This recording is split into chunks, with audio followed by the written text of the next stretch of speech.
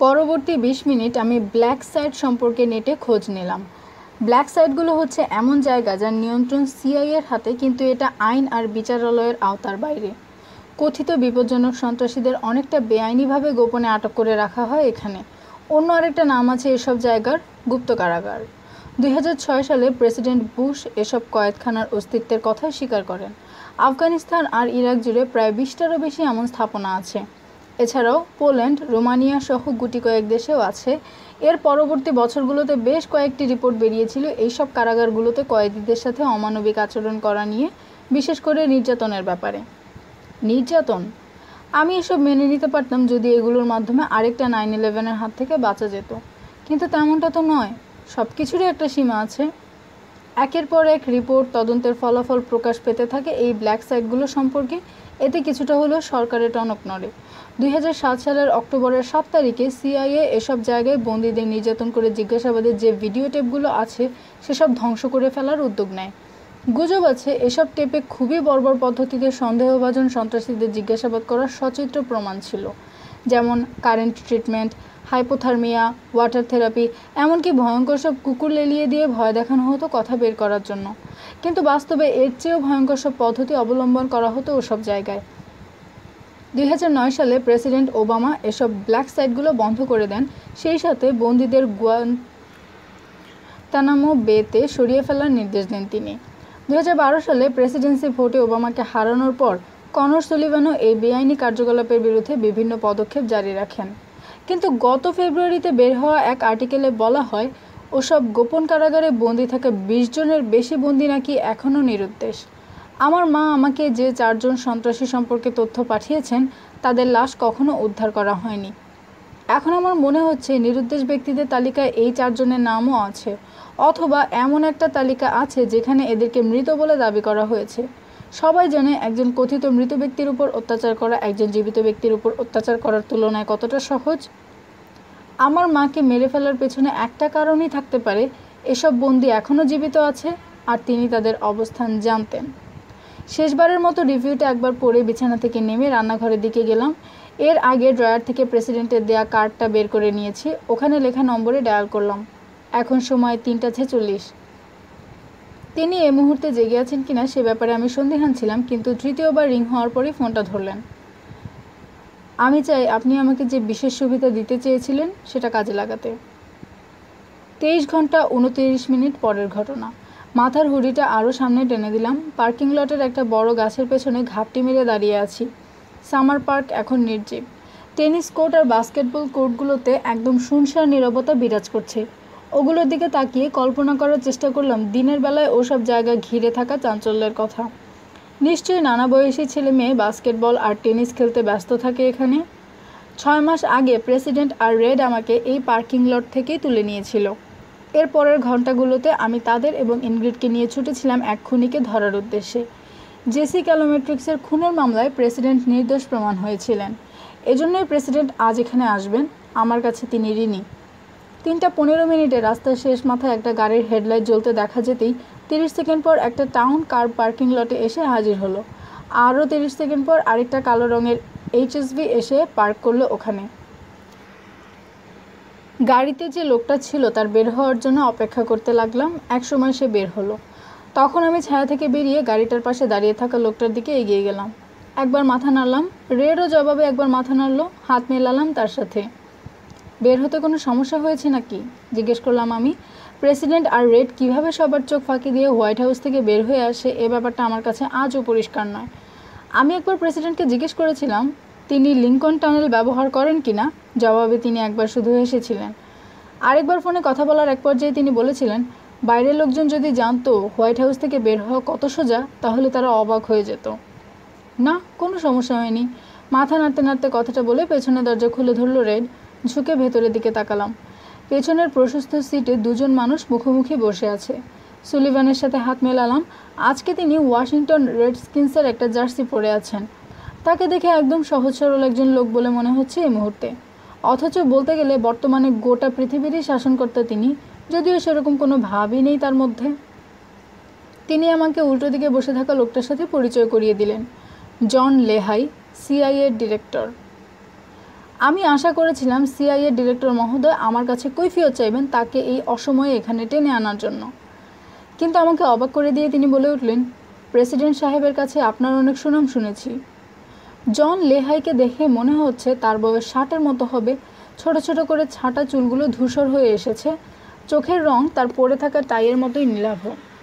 চেহারার লাল রং দেখে মনে হচ্ছে গত কয়েক ঘন্টায় তিনি বিয়ার কিংবা ওয়াইন জাতীয় কিছু একটা পান করেছেন।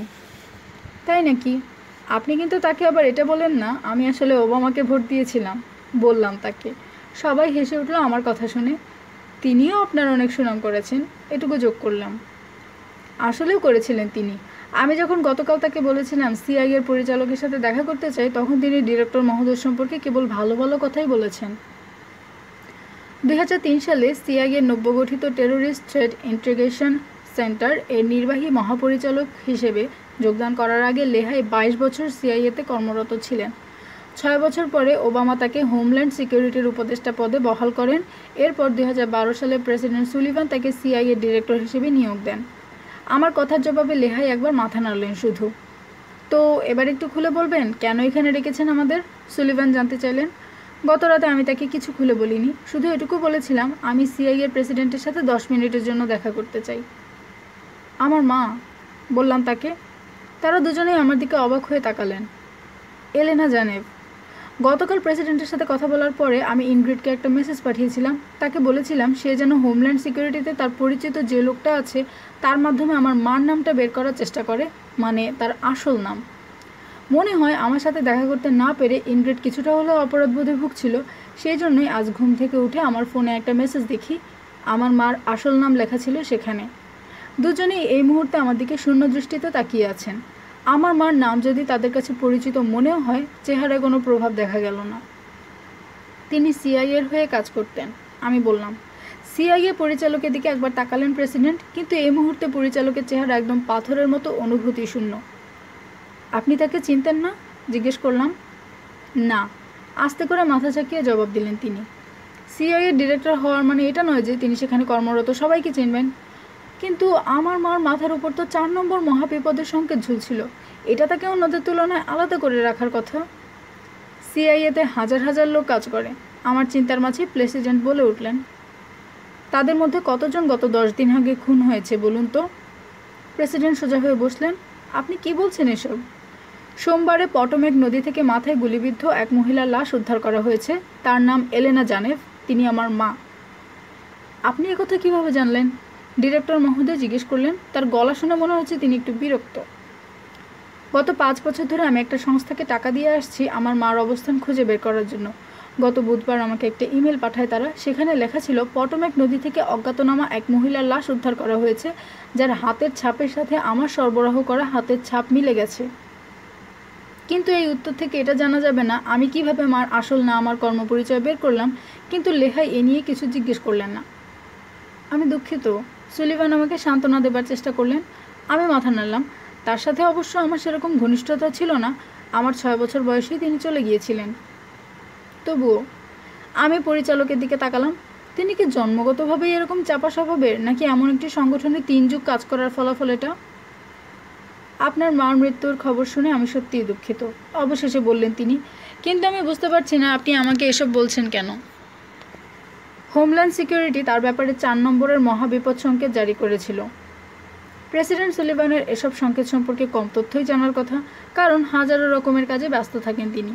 তবে লেহাই তো ওবামার আমলে হোমল্যান্ড সিকিউরিটির উপদেষ্টা ছিলেন, তিনি অবশ্যই জানবেন 4 নম্বর মহাবিপদ সংকেত দিয়ে কী বোঝায়। 4 নম্বর মহাবিপদ সংকেত জিনিসটা কি? সুলিভান জিজ্ঞেস করলেন। আমরা দুজনেই লেহাইয়ের দিকে উৎসুক দৃষ্টিতে তাকালাম। কিছুক্ষণ পরে তিনি বললেন, জাতির জন্য সবচেয়ে বিপজ্জনক হিসেবে চিহ্নিত যেসব সন্ত্রাসী তাদের বিরুদ্ধে 4 নম্বর মহাবিপদ সংকেত জারি করা হয়। দাঁড়ান, আপনি বলছিলেন না আপনার মা সিআইএর হয়ে কাজ করেন? প্রেসিডেন্ট জিজ্ঞেস করলেন। সত্যিই কাজ করতেন। তাহলে তার বিরুদ্ধে 4 নম্বর মহাবিপদ সংকেত জারি করা হলো কেন? কিছুক্ষণ আমার দিকে তাকিয়ে থাকার পরে তিনি বুঝতে পারলেন, ও, এটার উত্তর জানার জন্য আপনি আমাদের তলব করেছেন। আমি জানি না আপনার হাতে কিভাবে এসব গোপন তথ্য এলো, কিন্তু যেই এটা ফাঁস করে থাকুক না কেন, আগামীকালই তার চাকরি চলে যাবে, কঠিন গলায় বললেন সিআইএ ডিরেক্টর। যাই হোক, আমার কাছে এখনও এসবের কোনো মানে নেই। আর আজকের আগ পর্যন্ত আমি এলেনা জানেভ নামে কারো কথা শুনিনি। তিনি হয়তো মুখে এই কথাগুলো বলছেন, কিন্তু তার চোখ অন্য কথা বলছে। তার চোখের ভাষা দেখে বুঝতে পারছি আমি অযাচিতভাবে এসবের ভেতর নাক গলাচ্ছি, না জেনেই এমন একটা জায়গায় পা বাড়াচ্ছি যেখানে অপেক্ষা করছে মহাবিপদ। আপনি পুলিশের কাছে যাননি কেন? সুলিভান জিজ্ঞেস করলেন। পুলিশকে হোমল্যান্ড সিকিউরিটির লোকজন আগেই রাস্তা থেকে সরিয়ে দিয়েছে। তাহলে আপনি কীভাবে? এটুকু বলে থেমে গেলেন তিনি। ইনগ্রিড? আমি মাথা নেড়ে সম্মতি জানালাম। প্রেসিডেন্ট ইনগ্রিডকে যে মেসেজটা পাঠিয়েছেন সেটার কথা মনে পড়ে গেলেও জোর করে ওটা ঝেড়ে ফেললাম মাথা থেকে। হোমল্যান্ডের সাথে আমার এখনও কিছু যোগাযোগ আছে, আমি খোঁজ নিয়ে দেখব এ ব্যাপারে, যদি আপনি চান, ডিরেক্টর মহোদয় বললেন। তার মুখে এক ধরনের হাসি লেগে আছে। তিনি আমার মাকে চেনেন এবং এও জানেন তাকে কেন খুন করা হয়েছে। ব্ল্যাক সাইট সম্পর্কে আপনারা কি কিছু জানেন? আমি জিজ্ঞেস করলাম। লেহাই তার বিস্ময় গোপন করতে পারলেন না। এসবের সাথে এটার কি সম্পর্ক? প্রেসিডেন্ট জিজ্ঞেস করলেন। আপনি তো জানেন ওবামা এসব ব্ল্যাক সাইট বন্ধ করে দিয়েছিলেন। তিনি মাথা নাড়লেন। কিন্তু আমি যদি বলি এগুলোর মধ্যে কয়েকটা এখনও বন্ধ হয়নি? ফালতু কথা, লেহাই জোরে বলে উঠলেন। আমি পকেট থেকে ভাঁজ করা একটা কাগজের টুকরো বের করে প্রেসিডেন্টের হাতে দিলাম। এটাতে হাফিংটন পোস্টের ফেব্রুয়ারি মাসের একটা রিপোর্ট প্রিন্ট করা আছে, যেখানে বলা আছে কমপক্ষে 20 জন বন্দী এখনও নিখোঁজ। প্রেসিডেন্ট সিটের ফাঁক দিয়ে একটা চশমা বের করে চোখে দিলেন। চশমার মাথায় দুটো লাইট লাগানো আছে, যেটা কাগজের টুকরোটাকে আলোকিত করে রেখেছে পড়ার সুবিধার জন্য। 20 জন বন্দীকে কখনো গুয়ান্তানামো বেতে স্থানান্তর করা হয়নি। আমি বললাম, তাদের অন্য কোথাও বন্দি করে রাখা হয়েছে, অন্তত যাদের সম্পর্কে জানা গেছে আর কি। যাদের সম্পর্কে জানা গেছে বলে আপনি কি বোঝাতে চাচ্ছেন? প্রেসিডেন্ট আর্টিকেল থেকে মুখ তুলে বললেন। 2006 সালে উত্তর ইরাকের 2 জন আল কায়েদার জঙ্গি বোমা বানানোর সময় বিস্ফোরণে মারা যায়। এর 6 বছর পর আফগানিস্তানেও একই ঘটনার পুনরাবৃত্তি ঘটে, কিন্তু এই 4 জনের লাশ সম্পর্কে বলা হয়েছিল ওগুলো শনাক্তকরণের অযোগ্য। তাতে কি আপনার কি মনে হয় তাদের মৃত্যুর ঘটনাটা সাজানো? তাদের অন্য কোথাও আটক করে রাখা হয়েছে? অন্য কেউ না, সিআইএ এই ঘটনা সাজিয়েছে। আর তাদের শুধু আটক করে রাখা হয়নি, তাদের উপর চালানো হচ্ছে নির্যাতন। যথেষ্ট শুনেছি আমি, লেহাই মাথা নাড়তে নাড়তে বললেন। আমি জানি না আপনি কোত্থেকে এসব আজগুবি তথ্য পেয়েছেন, কিংবা ঘুমিয়ে ঘুমিয়ে স্বপ্ন দেখেছিলেন কিনা। আপনার মার পেশা সম্পর্কে আপনার কি ধারণা তা আমি জানি না, কিন্তু এসব ব্ল্যাক সাইট বলে এখন কিছু নেই।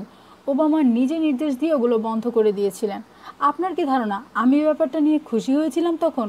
মোটেও না। আমরা এসব জঙ্গি সংগঠনের বিরুদ্ধে যুদ্ধ ঘোষণা করেছি। তারা কোনো নিয়ম নীতির তোয়াক্কা করে না, কিন্তু আমাদের তো এসব মানতে হয়। ব্যাপারটা গোলকিপার ছাড়াই ফুটবল ম্যাচ খেলার মতো অনেকটা।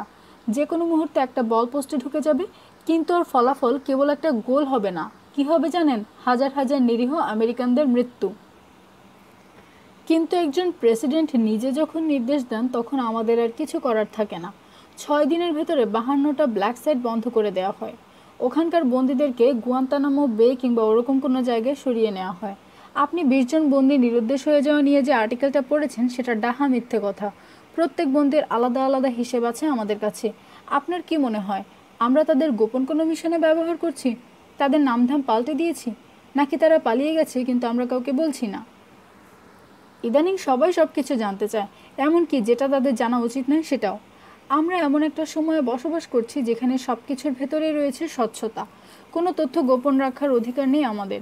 কিন্তু এসব তথ্য যখন ভুল মানুষের হাতে পড়ে, তখন কি হয় বলুন তো? তাদের প্রাণ চলে যায়। তার শেষ কথাটা আমার হজম করতে একটু কষ্ট হলো। কিন্তু এসব তথ্য যখন ভুল মানুষের হাতে পড়ে, তখন কি হয় বলুন তো? তাদের প্রাণ চলে যায়। আমার মার মতো। ডিরেক্টর সাহেব হয়তো সরাসরি বলেননি, কিন্তু আমার মার মৃত্যুও একই কারণে ঘটেছে। কিন্তু ঘুরিয়ে পেঁচিয়ে করলে অর্থ এটাই দাঁড়ায়।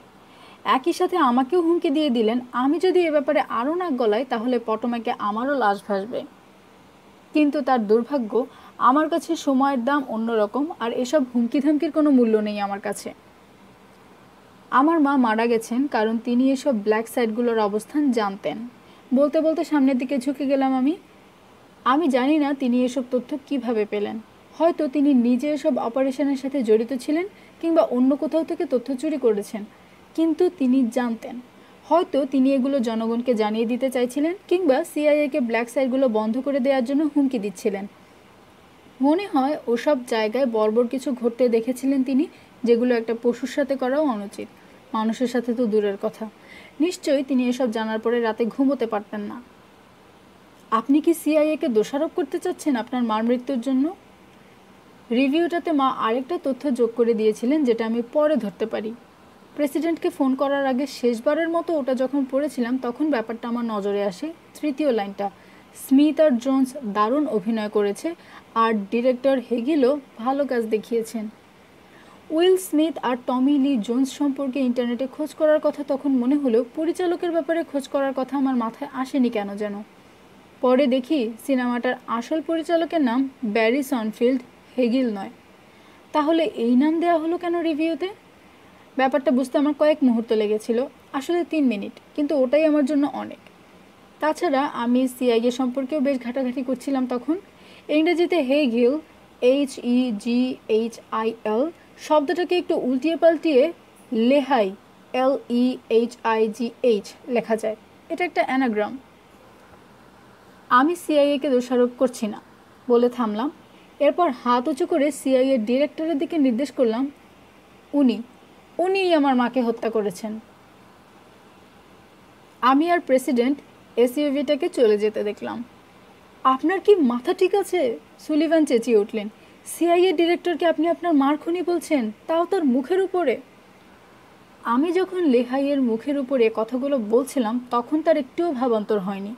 তিনি প্রেসিডেন্টের দিকে এমন ভঙ্গিতে তাকিয়েছিলেন যেন বলতে চাইছেন, এইসব গাঁজাখুরি কথা শোনার জন্য আপনি আমাকে নিয়ে এসেছেন। এরপর তিনি আস্তে করে দরজা খুলে গাড়ি থেকে নেমে যান। আপনার কাছে কি প্রমাণ আছে লেহাই এ কাজটা করেছে? আমি তাকে বহু আগে থেকেই চিনি। তার ছেলের সাথে আমি হাই স্কুলে একসাথে পড়েছি, এজন্যই তাকে আমি নিজে থেকে সিআইএ ডিরেক্টরের দায়িত্ব দিয়েছি 2 বছর আগে। আমার কাছে প্রমাণ আছে। একটু জোর দিয়েই কথাটা বললাম। কি? তাকে আমার এটা বলার সাহস হলো না। আমার প্রমাণ হচ্ছে মেন ইন ব্ল্যাক সিনেমার একটা রিভিউ। তাহলে তিনি নিশ্চয়ই রেডকে নির্দেশ দিতেন আমার মুখ বরাবর একটা ঘুষি মারতে। আস্থা রাখুন আমার ওপর, এটুকুই বললাম কেবল। বেরিয়ে যান এখান থেকে, তিনি রেগেমেগে বললেন। আমি প্রতিবাদ করতে চাইলাম, কিন্তু বলার মতো কিছু নেই আসলে। আমি আর আপনার কাছে কোনোভাবে ঋণী নই। আমি মাথা ঝাঁকিয়ে দরজাটা খুলে ফেললাম বের হওয়ার জন্য, কিন্তু শেষ মুহূর্তে থেমে গেলাম একটা কথা বলার জন্য।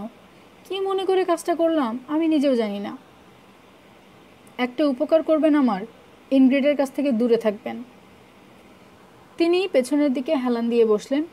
হ্যাঁ, আমি আপনাদের সেদিনকার গোপন মিটিংয়ের কথা জানি। জবাবে তিনি হালকা মাথা দোলালেন শুধু। এটা দেখেই আমি বুঝে নিলাম আজকে দ্বিতীয়বারের মতো তার আস্থা হারিয়েছি আমি। তাই জানেন নাকি? এটুকু বলে থামলেন একটু। তাহলে তো এটাও নিশ্চয়ই জানেন আমরা মিটিং করছিলাম আপনার জন্য, ছোটোখাটো একটা অনুষ্ঠানের ব্যবস্থা করার জন্য। আপনার হাতে শহরের একটা স্মারক চাবি তুলে দিতে চেয়েছিলাম আমি, আমাকে সাহায্য করার কৃতজ্ঞতা স্বরূপ। আমি এত জোরে ঢোক গেলাম পাশের গাছটা থেকে একটা পাখি উড়ে গেল। কিন্তু ওসব এখন ভুলে যেতে পারেন আপনি, এই বলে দরজা বন্ধ করে দিলেন তিনি। তুমি ভাবলে কি করে আমি তোমাকে ধোকা দেব, তাও প্রেসিডেন্টের কারণে? ফোনের ওপাশ থেকে ইনগ্রিডার হতাশ চেহারাটা কল্পনা করতে কোনো বেগ পেতে হলো না আমার। আমি একটা গর্ত। আমার যদি পরকীয়া করতেই হতো তাহলে সেটা কোনো সিনেমার নায়কের সাথেই করতাম। আমি জানি এটা বলার মাধ্যমে ও বোঝাতে চাইছে আমাকে ক্ষমা করে দিয়েছে। এটা শুনে আমার একটু হলেও হাসি পাওয়ার কথা ছিল। ইনগ্রিডও নিশ্চয়ই এটাই চেয়েছিল মনে মনে। কিন্তু আমার কাছে মনে হচ্ছে আমি ওকে কিংবা ওর ক্ষমা কোনোটারই যোগ্য নই। গত 10 মিনিটে আমি ইনগ্রিডকে সব কিছু খুলে বলেছি, রিভিউটা সম্পর্কে, ব্ল্যাক সাইটগুলো সম্পর্কে, আর সিআইএ পরিচালকের সাথে দেখা করে মুখের ওপর খুনি বলা কোনো কিছুই বাদ দেইনি। আমার অবশ্য তোমাকে মিটিংটার ব্যাপারে বলা উচিত ছিল, ইনগ্রিড বলল। না, তোমার মিটিংটার কথা গোপন করাই ঠিক ছিল। তোমরা তো আমাকে সারপ্রাইজ দিতে চেয়েছিলে। তোমার ফোনটা ধরা আমার একদমই উচিত হয়নি। আসলেই, একটু চড়া গলায় বলল সে। আচ্ছা, আমি আমার ভুল বুঝতে পেরেছি, আমি দুঃখিত। দুঃখিত হওয়ার মতো সময় নেই তোমার কাছে। এরপর থেকে আমাকে আরেকটু বেশি বিশ্বাস করো, কেমন? ঠিক আছে। তাহলে শহরের চাবিটা পাচ্ছ না তুমি? মনে তো হয় না। ব্যাপার না, ওই ওয়াশিংটনের চাবি দিয়ে রাত 3টায় কী বা করতে তুমি বলো? সারা রাত খোলা থাকে এমন খাবারের দোকানে যাওয়া ছাড়া। আসলে আমি ঠিক নিশ্চিত নই এই শহরের চাবি জিনিসটা দিয়ে লোকে কি করে। উনিও আসলে ব্যাপারটা নিয়ে ভেবে দেখেননি। তোমার জন্য হোয়াইট হাউসে একটা পার্টি দিতে চেয়েছিলেন আর কি, তার জন্যই এই উপলক্ষটা বানিয়েছিলেন। সেটা হলে ভালোই হতো, কিন্তু আমি বললাম, আচ্ছা যাও, আমি তোমাকে আমার বিশেষ চাবিটা দেবো নে। আমি হাসলাম, তাতে লাভটা কী হবে? জবাবে ইনগ্রিড যেটা বললো সেটা কল্পনা করেই খুশি হয়ে উঠলাম। আচ্ছা এখন রাখি, আমাকে আবার দূরবীন নিয়ে একটা বাসার উপর নজর রাখতে হবে এখন। আমি ঘড়ির দিকে তাকালাম, 3:56 বাজে। গত এক সপ্তাহের মধ্যে এই প্রথম আমরা ফোনে কথা বললাম। খুব ভালো লাগছে ওর গলাটা শুনতে পেয়ে। ফোন ছাড়তে ইচ্ছে করছে না একদমই। আশা করি এই কেসটা 2 দিনের মধ্যেই শেষ হয়ে যাবে, তাহলে আমরা আমাদের ব্যক্তিগত চাবি হস্তান্তর অনুষ্ঠানটা করতে পারবো, ইনগ্রিড বলল। হ্যাঁ অবশ্যই। Good night Ghumkumar. Good night. দরজা খুলে বাসায় ঢুকে গেলাম। মন খারাপ হওয়ার মতো বেশ কয়েকটা কারণ আছে এখন আমার হাতে। দেশের 2জন গণ্যমান্য ব্যক্তির সামনে আমি নিজেকে গর্ধ প্রমাণ করেছি। একজনকে খুনের দায়ে অভিযুক্ত করেছি, আর একজনের ওপর আমার প্রেমিকার সাথে লাইন মারার অভিযোগ এনেছি। অথচ যত সময় যাচ্ছে ও দুটো অভিযোগ আমার নিজের কাছে হাস্যকর বলে মনে হচ্ছে। কিন্তু এসব মন খারাপ করার মতো ঘটনাও আমার মুখের হাসি মুছতে পারল না। আরে কি হয়েছে? ল্যাসি তার নখ দিয়ে আমার মুখে ক্রমাগত খামচি দিচ্ছে। উঠে বসলাম। কি হয়েছে তোর? ল্যাসির গঙ্গানোর আওয়াজ পেলাম। শরীর খারাপ লাগছে? আলো জ্বালিয়ে ওর দিকে তাকালাম। ওর লোমগুলো শরীরের সাথে লেপ্টে আছে। দেখে মনে হচ্ছে গত 20 ঘন্টা যাবৎ সে অনবরত ঘামছে। ওর হলুদ চোখজোড়া লাল টকটকে। শিট! আমি লাফিয়ে উঠলাম। কি হয়েছে? পেটে সমস্যা? আমি ওর পেটে হাত বোলালাম। ও কেঁপে উঠল। কি খেয়েছিলি? বিছানা থেকে নেমে রান্নাঘরে দৌড় লাগালাম। কালকে ইনগ্রিডের সাথে কথা সেরে বাসায় এসে ল্যাসিকে সোফার ওপর থেকে নিয়ে সরাসরি বিছানায় গিয়ে উঠেছি। ঘুমানোর আগে বেশ খানিকটা সময় ওর পেটে হাত বুলিয়ে দিয়েছি। তখন তো ঠিকই ছিল সব কিছু। আশেপাশে উল্টোপাল্টা কিছু খোঁজার চেষ্টা করলাম যেটাতে ল্যাসি মুখ দিতে পারে। ও কি গ্লাস ক্লিনার লিকুইডটা খেয়েছে নাকি? ইসাবেল তার এসব জিনিসপত্র ক্যাবিনেটেই রাখে, যেটা এখন বন্ধ। কিন্তু বলা যায় না, ওকে দেখার মতো কেউ গত 23 ঘন্টায় ছিল না। যে কোনো কিছু হতে পারে। হয়তো সোফা থেকে লাফিয়ে পড়ার সময় পেটের উপর বেকায়দাভাবে পড়ে ব্যথা পেয়েছে। ওকে আগেও একবার পশু চিকিৎসকের কাছে নিয়ে যেতে হয়েছিল। সেবার একটা বেজির সাথে মারামারি করেছিল সে। সৌভাগ্যবশত ওটা মাত্র 1 মাইল দূরে এখান থেকে। আমি তাড়াতাড়ি শোবার ঘরে গিয়ে একটা ব্যাগ বের করে ল্যাসিকেও বিছানা থেকে তুলে নিলাম। সব কিছু ঠিক হয়ে যাবে, চিন্তা করিস না। আমার কাছে সব কিছু কেমন জানি দেজাভুর মতো মনে হচ্ছে যেন একই ঘটনার পুনরাবৃত্তি ঘটছে। ভেসপার চাবিটা নিয়ে সিঁড়ি বেয়ে নিচে নেমে গেলাম। ভেসপাটা দুটো গাড়ির মাঝে পার্ক করে রাখা আছে। ল্যাসিকে ব্যাগটার ভিতর ঢুকিয়ে সেটা পিঠে ঝুলিয়ে নিলাম। 10 মিনিট লাগবে। রওনা দিলাম আমরা। 2 ব্লক যেতে না যেতেই ল্যাসি আমার পিঠের ব্যাগের ভেতরে পাগলের মতো লাফালাফি করতে লাগলো। ভেসপাটা রাস্তার পাশে নিয়ে থামালাম। মনে হচ্ছে যেন ব্যাগটা ছিল একটা ড্রাগনের বাচ্চা বেরিয়ে আসবে। ব্যাগের চেনটা খোলা মাত্র ল্যাসি থেমে গেল। জোরে জোরে শ্বাস নিতে লাগলো সে।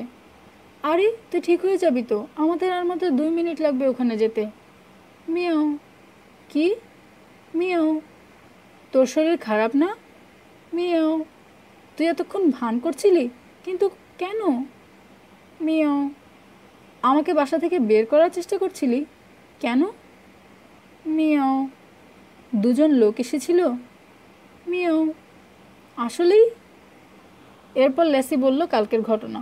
ও মহা আরামে ঘুমাচ্ছিল, এমন সময় দরজাটা হঠাৎ খুলে যায়। প্রথমে ও ভেবেছিল বাবা কিংবা ইনগ্রিড এসেছে, কিন্তু যে 2জন লোক ঢোকে ভেতরে তাদেরও চেনে না। তাদের তাড়ানোর চেষ্টা করেছিল, কিন্তু ওরা নাকি বেচারাকে পাত্তাই দেয়নি। এরপরের 20 মিনিট ল্যাসি লুকিয়েছিল, যতক্ষণ লোকগুলো ভেতরে ছিল আর কি। শালারা আমার বাসায় আড়ি পাতার যন্ত্র লাগাতে এসেছিল। আমি বললাম, ব্যাপারটা নিয়ে আমার রাগ করার কথা, কিন্তু বরং হলো উল্টোটা। আমি যেন হাঁফ ছেড়ে বাঁচলাম, কারণ একমাত্র সিআইএই পারে আমার বাসায় আড়ি পাততে। এটা যদি হয়ে থাকে তাহলে সিআইএ ডিরেক্টর লেহাই এর জন্য দায়ী, কারণ কোনো ভালো মানুষ অন্য কারো বাসায় আড়ি পাততে আসবে না। সে ভয় পেয়েছে। তার মানে আমি সঠিক পথেই এগোচ্ছি। মা আমাকে যে তথ্যগুলো দিয়েছেন সেগুলো সত্য। মিয়াও। তাই? মিয়াও। কোন গাড়িটা? মিয়াও। কেউ আমাদের পিছু নিয়েছে। ল্যাসিকে ব্যাগে ভরে নিয়ে আবার রওনা দিলাম। আমার ধারণা যেই আড়ি পাতার যন্ত্র বসাক না কেন, তার ধারণা ল্যাসি এখন অসুস্থ, আর তারা আবার আমার পিছুও নিয়েছে। 5 মিনিট পরে পশু চিকিৎসকের পার্কিং লটে ভেসপাটা পার্ক করলাম। এখন বাজে 3:13। রিসেপশনে আইপ্যাডে সাইন করে অপেক্ষা করার চেয়ারগুলোর একটাতে বসলাম আমি। আমার আগে আরও 2জন আছে। 50 এক লোক একটা কুকুরকে কোলে নিয়ে বসে আছে। কুকুর আমাকে দেখেই ডেকে উঠল। আমি ল্যাসিকে বের করে কোলের ওপর রাখলাম। ব্যাটা বেশ ভালো মতোই অসুস্থ হবার অভিনয় চালিয়ে যাচ্ছে। আমি ফোনটা বের করলাম। 2টো মেসেজ এসে জমা হয়ে আছে। প্রথম মেসেজে লেখা আমার কথা তার অনেক মনে পড়ছে। দ্বিতীয়টাতে লেখা তোমার মা কি তোমাকে অন্য কিছু পাঠিয়েছিলেন? আমি উত্তরে লিখলাম ল্যাসি অসুস্থ, ওকে নিয়ে ডাক্তারের কাছে এসেছি।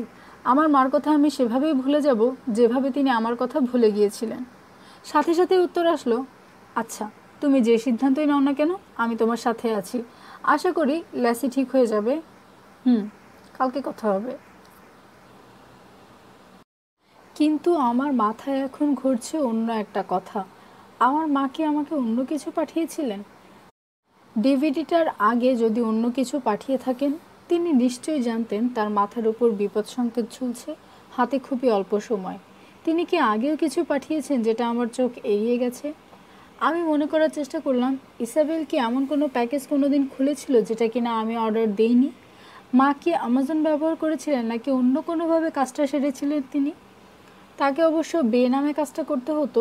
অন্য কী উপায়ে তিনি আমার সাথে যোগাযোগ করতে পারেন? না, তিনি একদমই উপায় খুঁজে না পেয়ে কাজটা করেছিলেন মনে হয়। আমি দৃশ্যটা কল্পনা করার চেষ্টা করলাম। তিনি তার শত্রুদের কাছ থেকে লুকিয়ে তার মোবাইলে রিভিউটা লিখছেন। এটা একদমই নিরুপায় হয়ে করেছেন তিনি। রিভিউটাতে নিশ্চয়ই আরেকটা সূত্র আছে, জায়গাগুলোর অবস্থান সম্পর্কে কোনো প্রমাণ। রিভিউটার প্রতিটি শব্দ আমার মুখস্থ হয়ে গেছে। আমি নিজেই সেটা আওড়াতে থাকলাম। আমি আর আমার স্ত্রী আমাদের প্রথম ডেটে এই সিনেমাটা দেখেছিলাম আজ থেকে প্রায় 8 বছর আগে। আমাদের ভালোবাসাটা যাকে বলে কিনা লাভ এট ফার্স্ট সাইট। এরপর থেকে আমাদের প্রতি অ্যানিভার্সারিতে আমরা সিনেমাটা দেখি আগস্টের 5 তারিখে।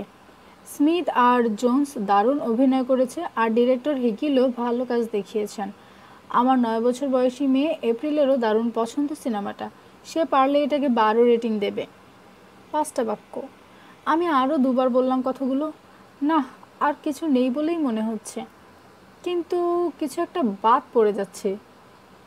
রিভিউর টাইটেলটা একটা টাইটেল ছিল, তাই না? 1 মিনিট লাগলো আমার সেটা মাথায় আসতে।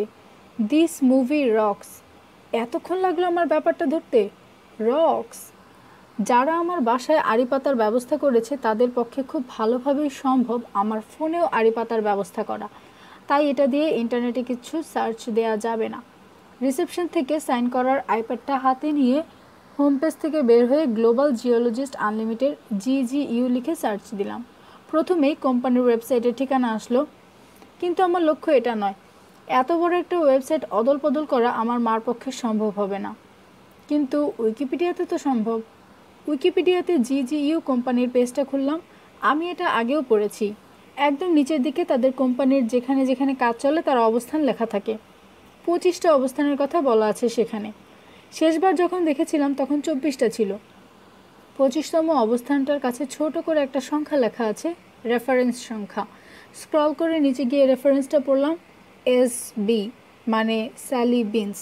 কোনো সন্দেহ নেই এ ব্যাপারে। ল্যাসের দিকে তাকিয়ে বললাম গ্রিনল্যান্ড। ভূগোল নিয়ে আমার ধারণা কম, কিন্তু এটা জানি গ্রিনল্যান্ড একদম উত্তর মেরুর কাছাকাছি কানাডার পূর্বে অবস্থিত। ওটা নিশ্চয়ই বসবাসের অযোগ্য কিন্তু গোপন জেলখানার জন্য একদম আদর্শ একটি জায়গা। মিস্টার বিনস, আইপ্যাডটা শুধুমাত্র সাইন করার জন্য রাখা হয়েছে। রিসেপশনিস্টকে একদম পাত্তা দিলাম না।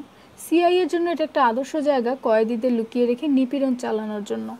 ব্যাপারটা যদি অন্য কোনো জায়গা নিয়ে হতো তাহলে হয়তো কিছু করা যেত। যেমন ধরুন, রোমানিয়াতে আপনার পরিচিত কেউ হারিয়ে গেলে আপনি কিন্তু টাকা খরচ করে তাকে বের করতে পারবেন, অন্তত চেষ্টা তো করতেই পারবেন। কিন্তু গ্রিনল্যান্ডে হাজার হাজার ডলার খরচ করেও কিছুই করতে পারবেন না। আর এসব ঘটনা যদি গ্রিনল্যান্ডেই ঘটে থাকে তাহলে মা কি চাচ্ছিলেন আমার কাছ থেকে? তার ঘটনাটার সাথে হোমল্যান্ড সিকিউরিটিজও জড়িত। অবস্থানগুলো লেখা আছে যেখানে সেখানে আবার গেলাম স্ক্রল করে। ওখানে লেখা Greenland drill site 38.94457181138941 N 77.70492553710938 W। লেখাটা দেখে আমার কেমন যেন সন্দেহ হলো। গ্রিনল্যান্ড তো অনেক ওপরে হওয়ার কথা, অন্তত 38 ডিগ্রি দ্রাঘিমাংশের হওয়ার কথা নয়। বুকের ভেতর হৃৎপিণ্ডটা যেন লাফাতে লাগলো। একটা GPS ওয়েবসাইট বের করে সেখানে দ্রাঘিমাংশ আর অক্ষাংশ দুটো বসালাম। উত্তর বের হয়ে গেল কয়েক সেকেন্ডের মধ্যেই। জায়গাটা গ্রিনল্যান্ড নয়, ভার্জিনিয়া। দরজাটা খুলে গেল। বাবার পরনে একটা বক্সার আর সাদা রঙের টি-শার্ট। দেখে মনে হচ্ছে খুব কষ্ট করে চোখ দুটো খুলে রেখেছেন। তুমি এখন এখানে? তার কথা শেষ হওয়ার আগেই তাকে পাশ কাটিয়ে ভেতরে ঢুকে গেলাম। এখন বাজে 3:41। ঢোকা মাত্র তীর বেগে মার্ডক ছুটে এসে আমার কাঁধে ঝুলানো ব্যাগটা ধরে টানাটানি করতে লাগলো। নিশ্চয়ই ল্যাসির গন্ধ পেয়েছে ও। বাবা চেষ্টা করলেন ওকে সামলানোর, কিন্তু মার্ডকের গায়ে শক্তি একটু বেশি। ও ঠেলা চোটে আমিই পড়ে গেলাম। ব্যাগটাতে ক্রমাগত থাবা চালাতে লাগলো। কিছুক্ষণ পরে একটা বড়সড় ছিদ্র দেখা গেল ওটাতে। ল্যাসি বের হয়ে আসলো ওখান দিয়ে। Mission complete. ল্যাসিকে আগাগোড়া চেটে স্বাগত জানালো মার্ডক। এরপরই ওকে নিয়ে পেছনের দরজাটা দিয়ে বের হয়ে গেল। ওখানে সাজানো গোছানো ছোট একটা উঠোন আছে। আপনার শখের ফুলগুলোকে বিদায় জানানোর সময় এসেছে। বহু আগে ওগুলোকে বিদায় জানিয়েছি আমি। হঠাৎ করে একটা কথা বুঝতে পারলাম, গত 9 বছরের মধ্যে এই প্রথম এ বাড়িতে পা পড়লো আমার। অথচ আমার শৈশব কৈশোর কেটেছে এখানেই। গত কয়েক বছর ধরে বাবা প্রতি সপ্তাহের বুধবার আমার সাথে দেখা করতে আসেন। তার মানে বছরে 52 বার, সাথে ক্রিসমাস কিংবা থ্যাঙ্কসগিভিংয়ের ছুটি ছাটা সহ আরও কয়েকদিন। আমার 1 ঘন্টা আমার কাছে অবশ্যই অনেক গুরুত্বপূর্ণ, কিন্তু তার মানে এটা নয় এখানে আমার পদধূলি পড়বে না। এখানে কি করতে এসেছো হেনরি? দরজাটা বন্ধ করতে করতে জিজ্ঞেস করলেন বাবা। বাইরে একটা গাড়ি দাঁড়িয়ে আছে, সেটার কাহিনী কি? ল্যাসি আর আমি চিকিৎসকের সাথে দেখা না করেই বের হয়ে গিয়েছিলাম ওখান থেকে। তারপর আমার বাসার সামনে আমরা গিয়েছিলাম ঠিকই, কিন্তু সেখানে না ঢুকে ডান দিকে মোড় নিয়ে উত্তর দিকের রাস্তাটা ধরে এগোতে শুরু করি। কয়েক মিনিট পরে একটা কালো রঙের গাড়ি দেখতে পাই পেছনে। কোনো রকম রাগঠাক ছাড়াই আমাদের পেছনে নেওয়া শুরু করে ওটা। এরপরে 10 মিনিট জোকের মতো লেগে থাকে আমার ভ্যাসপার পেছন। আমি যখন এই বাসার সামনে পার্ক করছিলাম তখনও ছিল এটা। গাড়িটাতে সিআইএর লোক আছে, তারা আমার পিছু নিয়েছে। আর আমি এখানে এসেছি কারণ তারা আমার বাসায় আড়ি পাতার ব্যবস্থা করেছে। বাবা ভ্রুজোড়া উঁচু হয়ে গেল। তারা কি করেছে? আমি বললাম তাকে। কিন্তু এরকম একটা কাজ করতে যাবে কেন তারা? আমি তাকে সূত্রগুলো এবং প্রেসিডেন্ট এয়ার ডিরেক্টর লেহাইয়ের সাথে আমার মিটিংয়ের কথা খুলে বললাম। তিনিই মাকে খুন করেছেন কিংবা করিয়েছেন, এই বলে শেষ করলাম। কেন? কারণ মা গোপন ব্ল্যাক সাইটগুলোর অবস্থান জানতেন। তারা ওখানে সন্ত্রাসীদের উপর নির্যাতন চালাচ্ছিল। হ্যাঁ, আপনি কি বুঝতে পারছেন বাইরের মানুষের কাছে যদি এটা ফাঁস হয় তাহলে কি ঘটবে? সিআইএ চিরতরের জন্য বন্ধ হয়ে যেতে পারে। তাহলে বুঝুন কেন তারা মাকে রাস্তা থেকে সরাতে চাইবে না। বাবা আর নিতে পারলেন না এসব কথা। লিভিং রুমে একটা চেয়ারের ওপর চুপচাপ বসে পড়লেন। আমার ফোনের দিকে তাকালাম। এখন 3:44 বাজে। আমার কাছে 16 মিনিট আছে। এই 16 মিনিটে আমাকে অনেক কিছু করতে হবে। আপনার কাছে কি এখনও জিপিএসটা আছে? আমার বাবা আগে জিও কোচিং নামের একটা অদ্ভুত খেলার সাথে যুক্ত ছিলেন। এই খেলায় পুরো আমেরিকা জুড়ে অনেক মানুষ কিছু কিছু জিনিস লুকিয়ে রেখে তার অক্ষাংশ দ্রাঘিমাংশ একটা ওয়েবসাইটে পোস্ট করে। এরপর অন্যরা সেটা খুঁজে বের করার চেষ্টা করে। যে সবার আগে জিনিসটা পায় সেই জয়ী হয়। বাবাও এই খেলায় অংশ নিয়েছিলেন, কয়েকবার জিতেও ছিলেন। কিন্তু তার একটা বদ অভ্যাস হচ্ছে কোনো জিনিসের প্রতি খুব তাড়াতাড়ি আগ্রহ হারিয়ে ফেলা। তাই এই খেলাটাও একসময় বোরিং লাগতে শুরু করে তার কাছে। অন্য কিছু নিয়ে মেতে ওঠেন তিনি। থাকতে পারে, বেসমেন্টে গিয়ে খুঁজে দেখতে হবে। কিন্তু কেন? তুমি নিশ্চয়ই এখন ওই জায়গাটায় যেতে চাইছো না? জায়গাটা এখানেই, ভার্জিনিয়াতে। ল্যাংলিতে? না, সিআইএ হেডকোয়ার্টার থেকে 30 মাইল পশ্চিমে ওটা। আমি তোমাকে নিয়ে যাব। না, আপনি এখানেই থাকবেন। আমি তাকে আমার পরিকল্পনা খুলে বললাম। তার প্রতিক্রিয়া দেখে মনে হলো না আমি তার কাছে বিশেষ কোনো কিছুর জন্য আবদার করছি। চশমাটা নাকের ওপরে ঠেলে দিয়ে বললেন, তুমি কি নিশ্চিত এ ব্যাপারে? হ্যাঁ। ঠিক আছে তাহলে চলো জিপিএসটা খুঁজে বের করি। আমি তার পেছন পেছন নিচে গেলাম। যদিও বাবার বাসার ওপরের তালাটা দেখে মনে হবে তিনি খুব সাজানো গোছানো, কিন্তু বেসমেন্টের চিত্র একেবারেই উল্টো। এখানে সব কিছু ঠেসে ঠেসে রাখেন তিনি। তার বাতিল শখের জিনিসপত্রগুলো শেষ ঠিকানা হয় এখানেই। নিচে নেমে আলমারি থেকে একটা ল্যাম্প বের করে জ্বালালেন তিনি। আলোকিত হয়ে উঠল চারপাশ। দেখে মনে হচ্ছে জঞ্জালের কারখানা। কত প্রকারের জিনিস যে রয়েছে এখানে তার ইয়ত্তা নেই। একটা পিয়ানো, জাদু দেখানোর জিনিসপত্র, ঘুড়ি, কোনো কিছুরই অভাব নেই। তিনি এখানে সেখানে উঁকি দিতে লাগলেন জিনিসটার আশায়। খুঁজে পাবেন তো এটা? আমি জিজ্ঞেস করলাম। পেয়ে গেছি। 5 মিনিট পরে একটা জঞ্জালের স্তূপের পাশ থেকে জবাব দিলেন তিনি। কালো রঙের ছোট একটা যন্ত্র বের করে আনলেন ওখান থেকে। এখনকার আমলে যেগুলো পাওয়া যায় সেগুলোর তুলনায় এটার আকার অবশ্য প্রায় দ্বিগুণ, কিন্তু খুব একটা ব্যবহার করা হয়নি জিনিসটা, তাই আশা করা যাচ্ছে কাজ করবে। হাতে নিয়ে পাওয়ার বাটনে চাপ দিলাম একবার, কিছুই হলো না। চিন্তার কিছু নেই, এখানেই কোথাও ব্যাটারিগুলো আছে, এই বলে আবারও খুঁজতে শুরু করলেন তিনি। আমি একদম কোণার দেয়ালটা ঘেঁষে দাঁড়িয়ে আছি। একটা নীল রঙের তেরপল দিয়ে কি যেন ঢেকে রাখা হয়েছে এখানে। চাদরটার এক কোণা উঁচু করে ভেতরে উকি দিলাম। 3টা ছোট কালো বাক্স, খুব সুন্দর করে সাজিয়ে রাখা। দেখে মনে হচ্ছে না এগুলো বাবার। একটা বাক্স বের করে ঢাকনা খুলে ফেললাম। পেয়ে গেছি, ওপাশ থেকে বললেন বাবা। আমি ঘুরে দাঁড়ালাম তার দিকে। বাক্সে যে জিনিসগুলো আছে সেগুলো না হয় পরে ব্যবহার করা যাবে। 1 মিনিট পরে আমি উপরতলায় উঠে গেলাম। আমার হাতের জিপিএসটাতে এরই মধ্যে দরকারি ডাটা ইনপুট করে দিয়েছি। এখন সময় 3:50। আমার ঘরের সব কিছু যেমনটা শেষবার দেখে গিয়েছিলাম সেই রকমই আছে।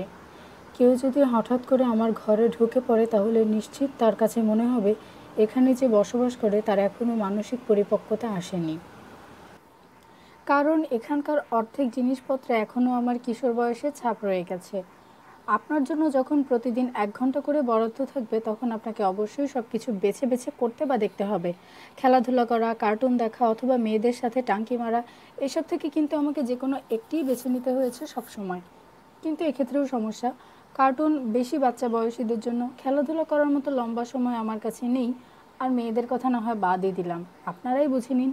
কিন্তু গান শুনতে সমস্যা হয়নি, কারণ যে কোনো কাজ করতে করতে গান শোনা যায়। এই ধরুন স্টক মার্কেটের কাজ করছি, ব্যায়াম করছি অথবা কোনো মেয়েকে নিয়ে দিবাস্বপ্ন দেখছি, আর সেই সাথে গান বাজছে স্পিকারে। আমার পছন্দের শিল্পীর নাম প্রিন্স, কারণ হাজারো গানের ভিড়ে ওর গানগুলো একটু অন্যরকম আর বৈচিত্র্যও অনেক। ওর গানের কথাগুলো কিভাবে যেন আমার জীবনের সাথেও মিলে যায়। গলাটাও বেশ। ওর পার্পল রেইন গানটা অদ্ভুত সুন্দর। তাই আমার ঘরের দেয়ালগুলো প্রিন্সের পোস্টারে ভর্তি। এছাড়াও আছে অনেকগুলো হোয়াইট বোর্ড। এই হোয়াইট বোর্ডগুলো স্টক মার্কেটে আমার প্রথম দিনগুলোর সাক্ষী, কারণ তখন আমি যেসব কোম্পানির শেয়ার কিনতাম সেগুলো তথ্য নিয়ে ব্যাপক গবেষণা করতাম, সেগুলো আঁকাঝোঁকা করতাম ওখানে।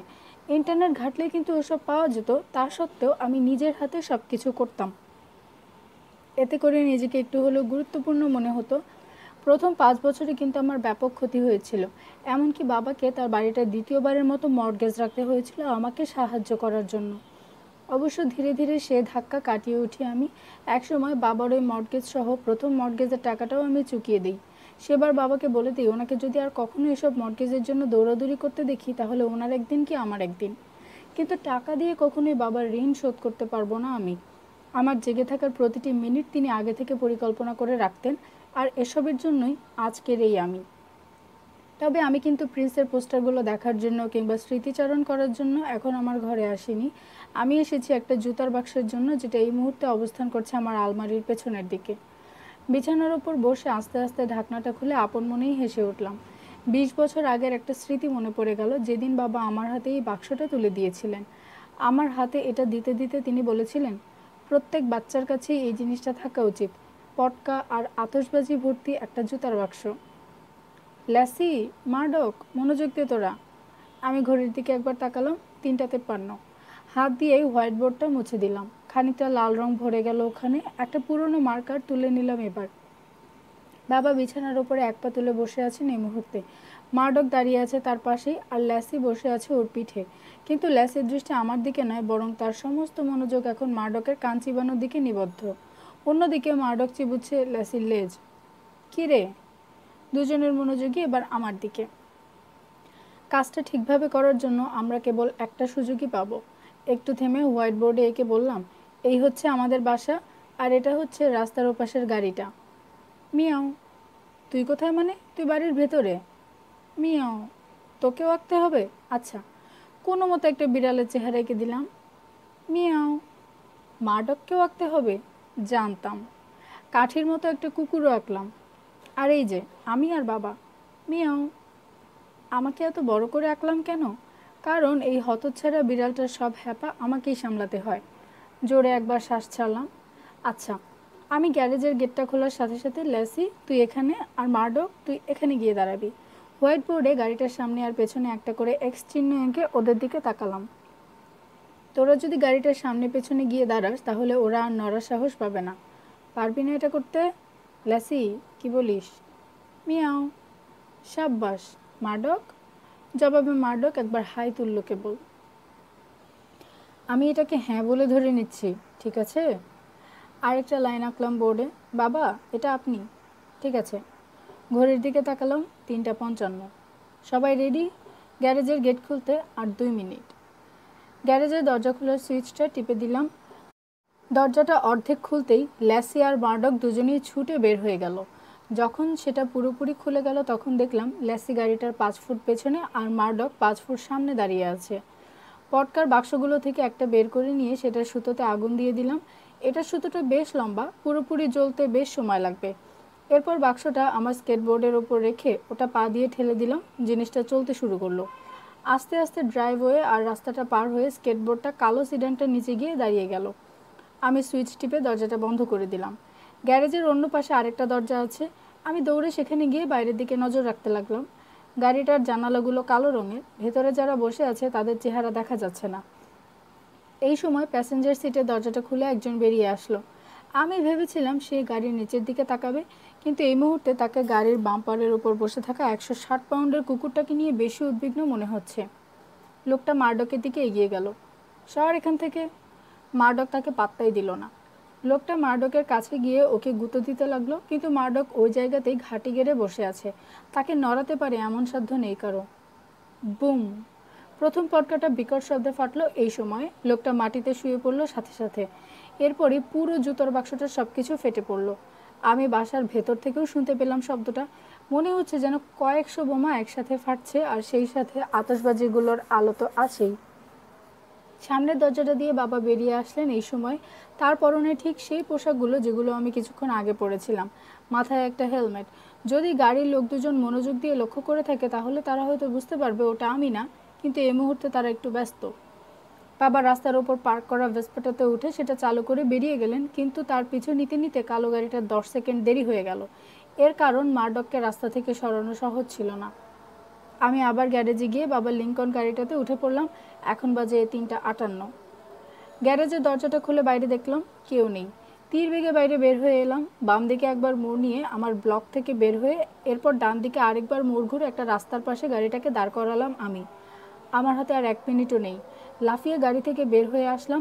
বাবার বেসমেন্ট থেকে বড় নীল রঙের তেরপোলটা নিয়েছিলাম, সেটা দিয়ে গাড়িটা ঢাকতে শুরু করলাম। আর 1/4 বাকি আছে এমন সময় আমার পকেটে অ্যালার্ম বেজে উঠল। কোনো মতে বাকিটুকু ঢেকে গাড়ির পেছনের সিটে ঢুকে শুয়ে পড়লাম। ভেবেছিলাম ঘুম থেকে উঠে দেখব আমি কোনো গুপ্ত জেলখানায় বন্দি, শেকল দিয়ে হাত পা বেঁধে রাখা হয়েছে। কিন্তু এখন মনে হচ্ছে সিআইএকে কিছু সময়ের জন্য হলেও ঘোল খাওয়াতে পেরেছি। আমি বাবাকে বলেছি তিনি যাতে ওদের দৃষ্টিসীমার মধ্যে থেকে আমার এলাকা থেকে বের হয়ে যান গাড়ি নিয়ে, কারণ একবার যদি ওনাকে সিআইএর লোকগুলো হারিয়ে ফেলতো তখন আবার ফেরত চলে আসতো তারা। আর এসে যদি দেখতো একটা গাড়ি রাস্তার মাঝে এরকম তেরপোল দিয়ে ঢাকা অবস্থায় পড়ে আছে তাহলে সন্দেহ জাগতো ওদের মনে। তারপর ভেতরে উকি দিলেই সকল গোমর ফাঁস হয়ে যেত। অবশ্য যদি ওরা বাবাকে অনুসরণ করে 10 মাইল দূরের একটা মোটেলে নাও গিয়ে থাকে তবুও ওনাকে খুঁজে পেতে কোনো সমস্যা হতো না ওদের, কারণ আমার ফোনটা এখন বাবার কাছে। জিপিএস দিয়ে আলেকজান্দ্রিয়ার সীমান্তবর্তী ওই মোটেলের ঠিকানা বের করে ফেলতে বেশি বেগ পাওয়ার কথা নয়। এতক্ষণে মনে হয় বাইরে নজর রাখার ব্যবস্থাও করে ফেলেছে। প্রথমে ভেবেছিলাম বাবার ফোনটা আমার নিজের কাছে রেখে দেব, কিন্তু পরে মনে হলো সিআইএর পক্ষে সবই সম্ভব। আমি যে বাবাকে টোপ হিসেবে ব্যবহার করছি এটা বেরও করে ফেলতে পারে ওরা, তাই আর ঝুঁকি নিইনি।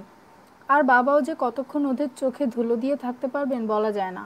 অন্তত 24 ঘন্টা ওদেরকে ব্যস্ত রাখতে হবে ওনাকে। আর 1 ঘন্টা পরে আমি এখান থেকে 60 মাইল দূরে থাকবো, তখন নিরাপদে ফেরত আসতে পারবেন তিনি। ল্যাসি আর মার্ডক যে এখন কি করছে কে জানে।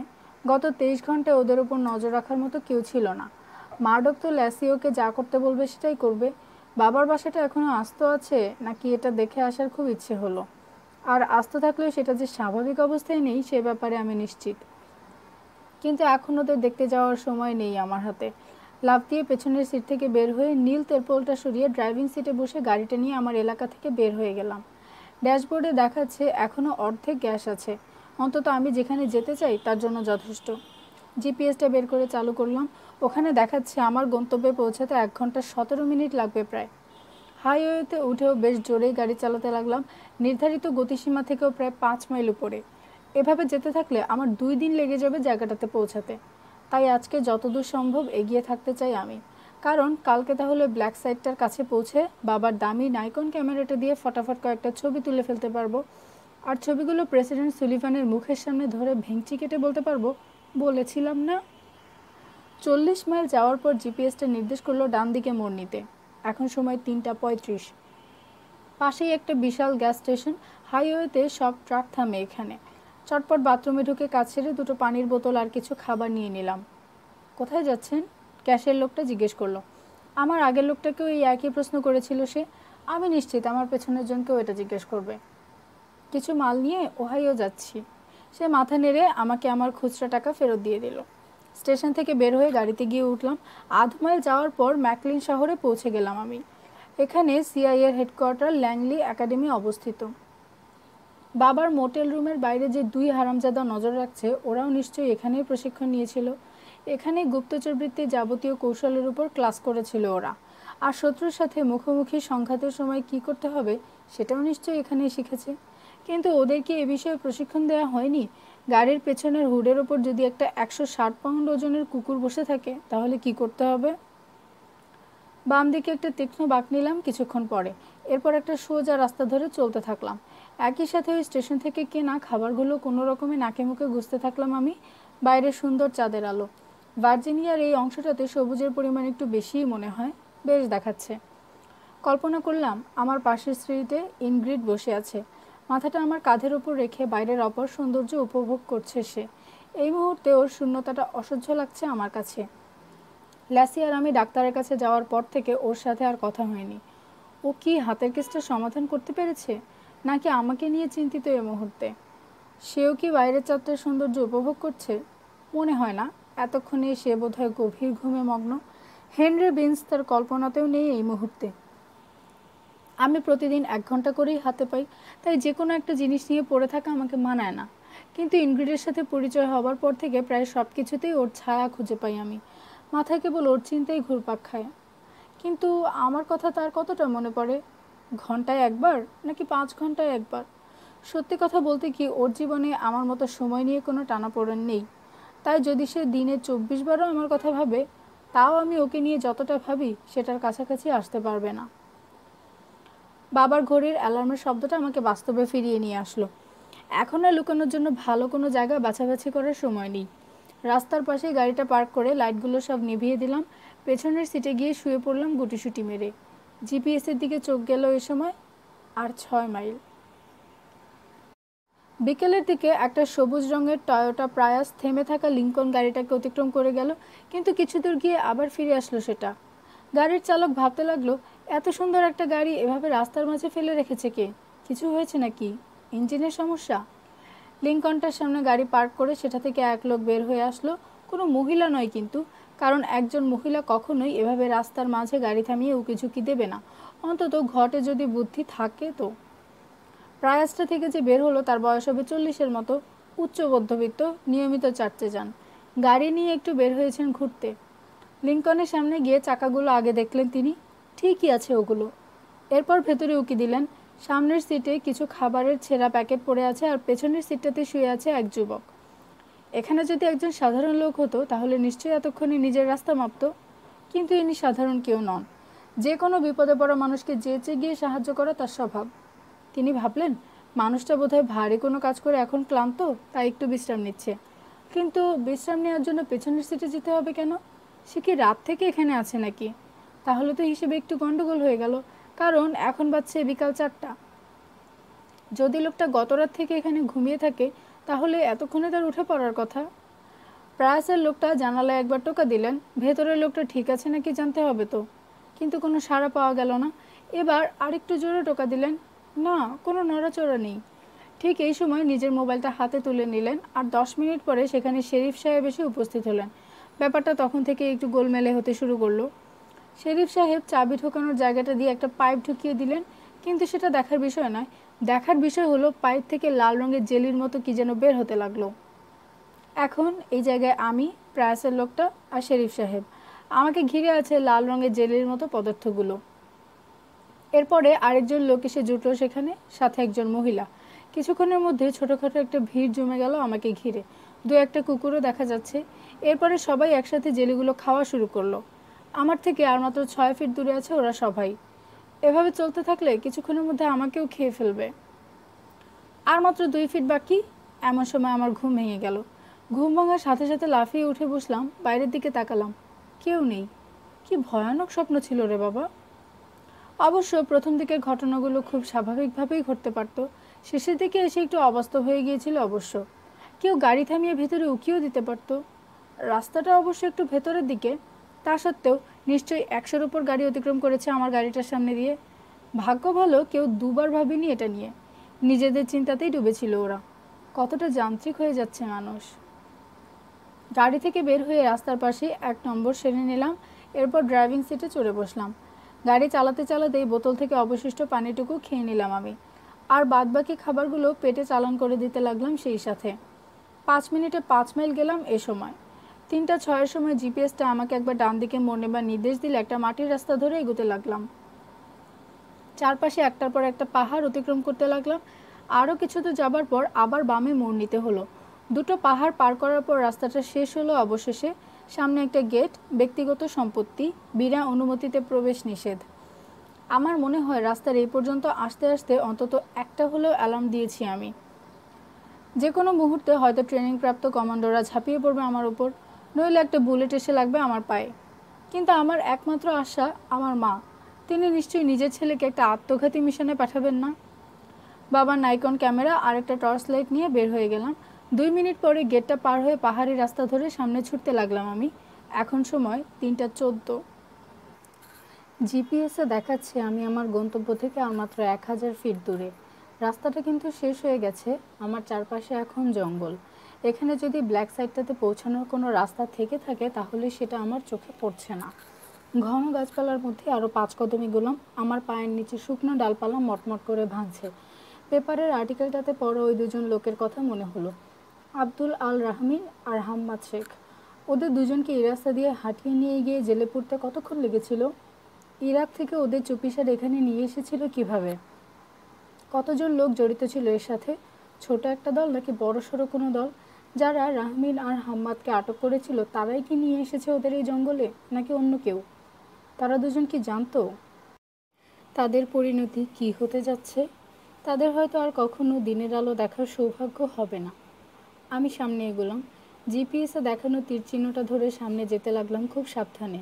কিছুক্ষণের মধ্যেই জিপিএসে দেখানো জায়গাটার 2 ফিটের মধ্যে চলে এলাম আমি। ইন্টারনেটে ব্ল্যাক সাইটগুলোর কিছু ছবি দেখেছি আমি। বেশ কয়েক ধরনের বাড়ির ছবি উঠেছিল, কতগুলো একদম ছোট, আবার কতগুলো কারখানার মতো বড়, আর কিছু কিছু স্থাপনা দেখতে সরকারি অফিসের মতো। কিন্তু এখানে কোনো ব্ল্যাক সাইট চোখে পড়ছে না। গাছ ছাড়া আর কিছু চোখ নেই আশেপাশে।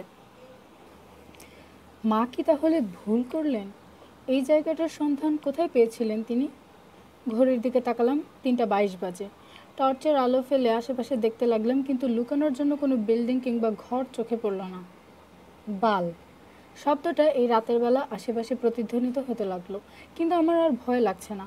আশেপাশে কেউ নেই শোনার মতো, অন্তত কয়েক মাইলের মধ্যে। তাহলে বাইরে প্রবেশ নিষেধ টাঙিয়ে রেখেছে কেন? এই জঙ্গলটা কারো ব্যক্তিগত সম্পত্তি। জিপিএসে যে জায়গাটা নির্দেশ করছে একদম সে জায়গায় ফিরে গেলাম। এবার একটু ভালো মতো লক্ষ্য করতে লাগলাম সব কিছু। এই 2 ফিট জায়গাটা আশেপাশের জায়গাগুলো থেকে কেমন যেন একটু সমান্তরাল। সেখান থেকে পাতাগুলো সরিয়ে দিয়ে হাঁটু মুড়ে বসে পড়লাম। 1 ইঞ্চি পুরো ধুলোর আস্তরণ। হাত দিয়ে পরিষ্কার করতে যেতেই শক্ত কিছু একটা হাতে লাগলো। হাঁপাতে হাঁপাতে টর্চটা হাতে নিয়ে নিচের দিকে তাক করলাম। প্লাইউড। আরও 1 মিনিট লাগলো 4 ফুটের প্লাইউডের টুকরোটা পুরোপুরি পরিষ্কার করে উপরে ওঠাতে। নিচে তামার একটা প্লেটটা দরজার মতো চওড়া আর প্রায় 3 ফুট উঁচু। মস্ত বড় একটা প্যাডলক ওটাকে সিমেন্টের সাথে আটকে রেখেছে। পেয়ে গেছি। গলা থেকে বাবার ক্যামেরাটা হাতে নিয়ে ঝটপট কয়েকটা ছবি তুলে ফেললাম, কিন্তু এই প্লেটটার ছবি দিয়ে কিছু প্রমাণ করতে পারবো না। প্রেসিডেন্ট সাহেব হেসেই উড়িয়ে দেবেন।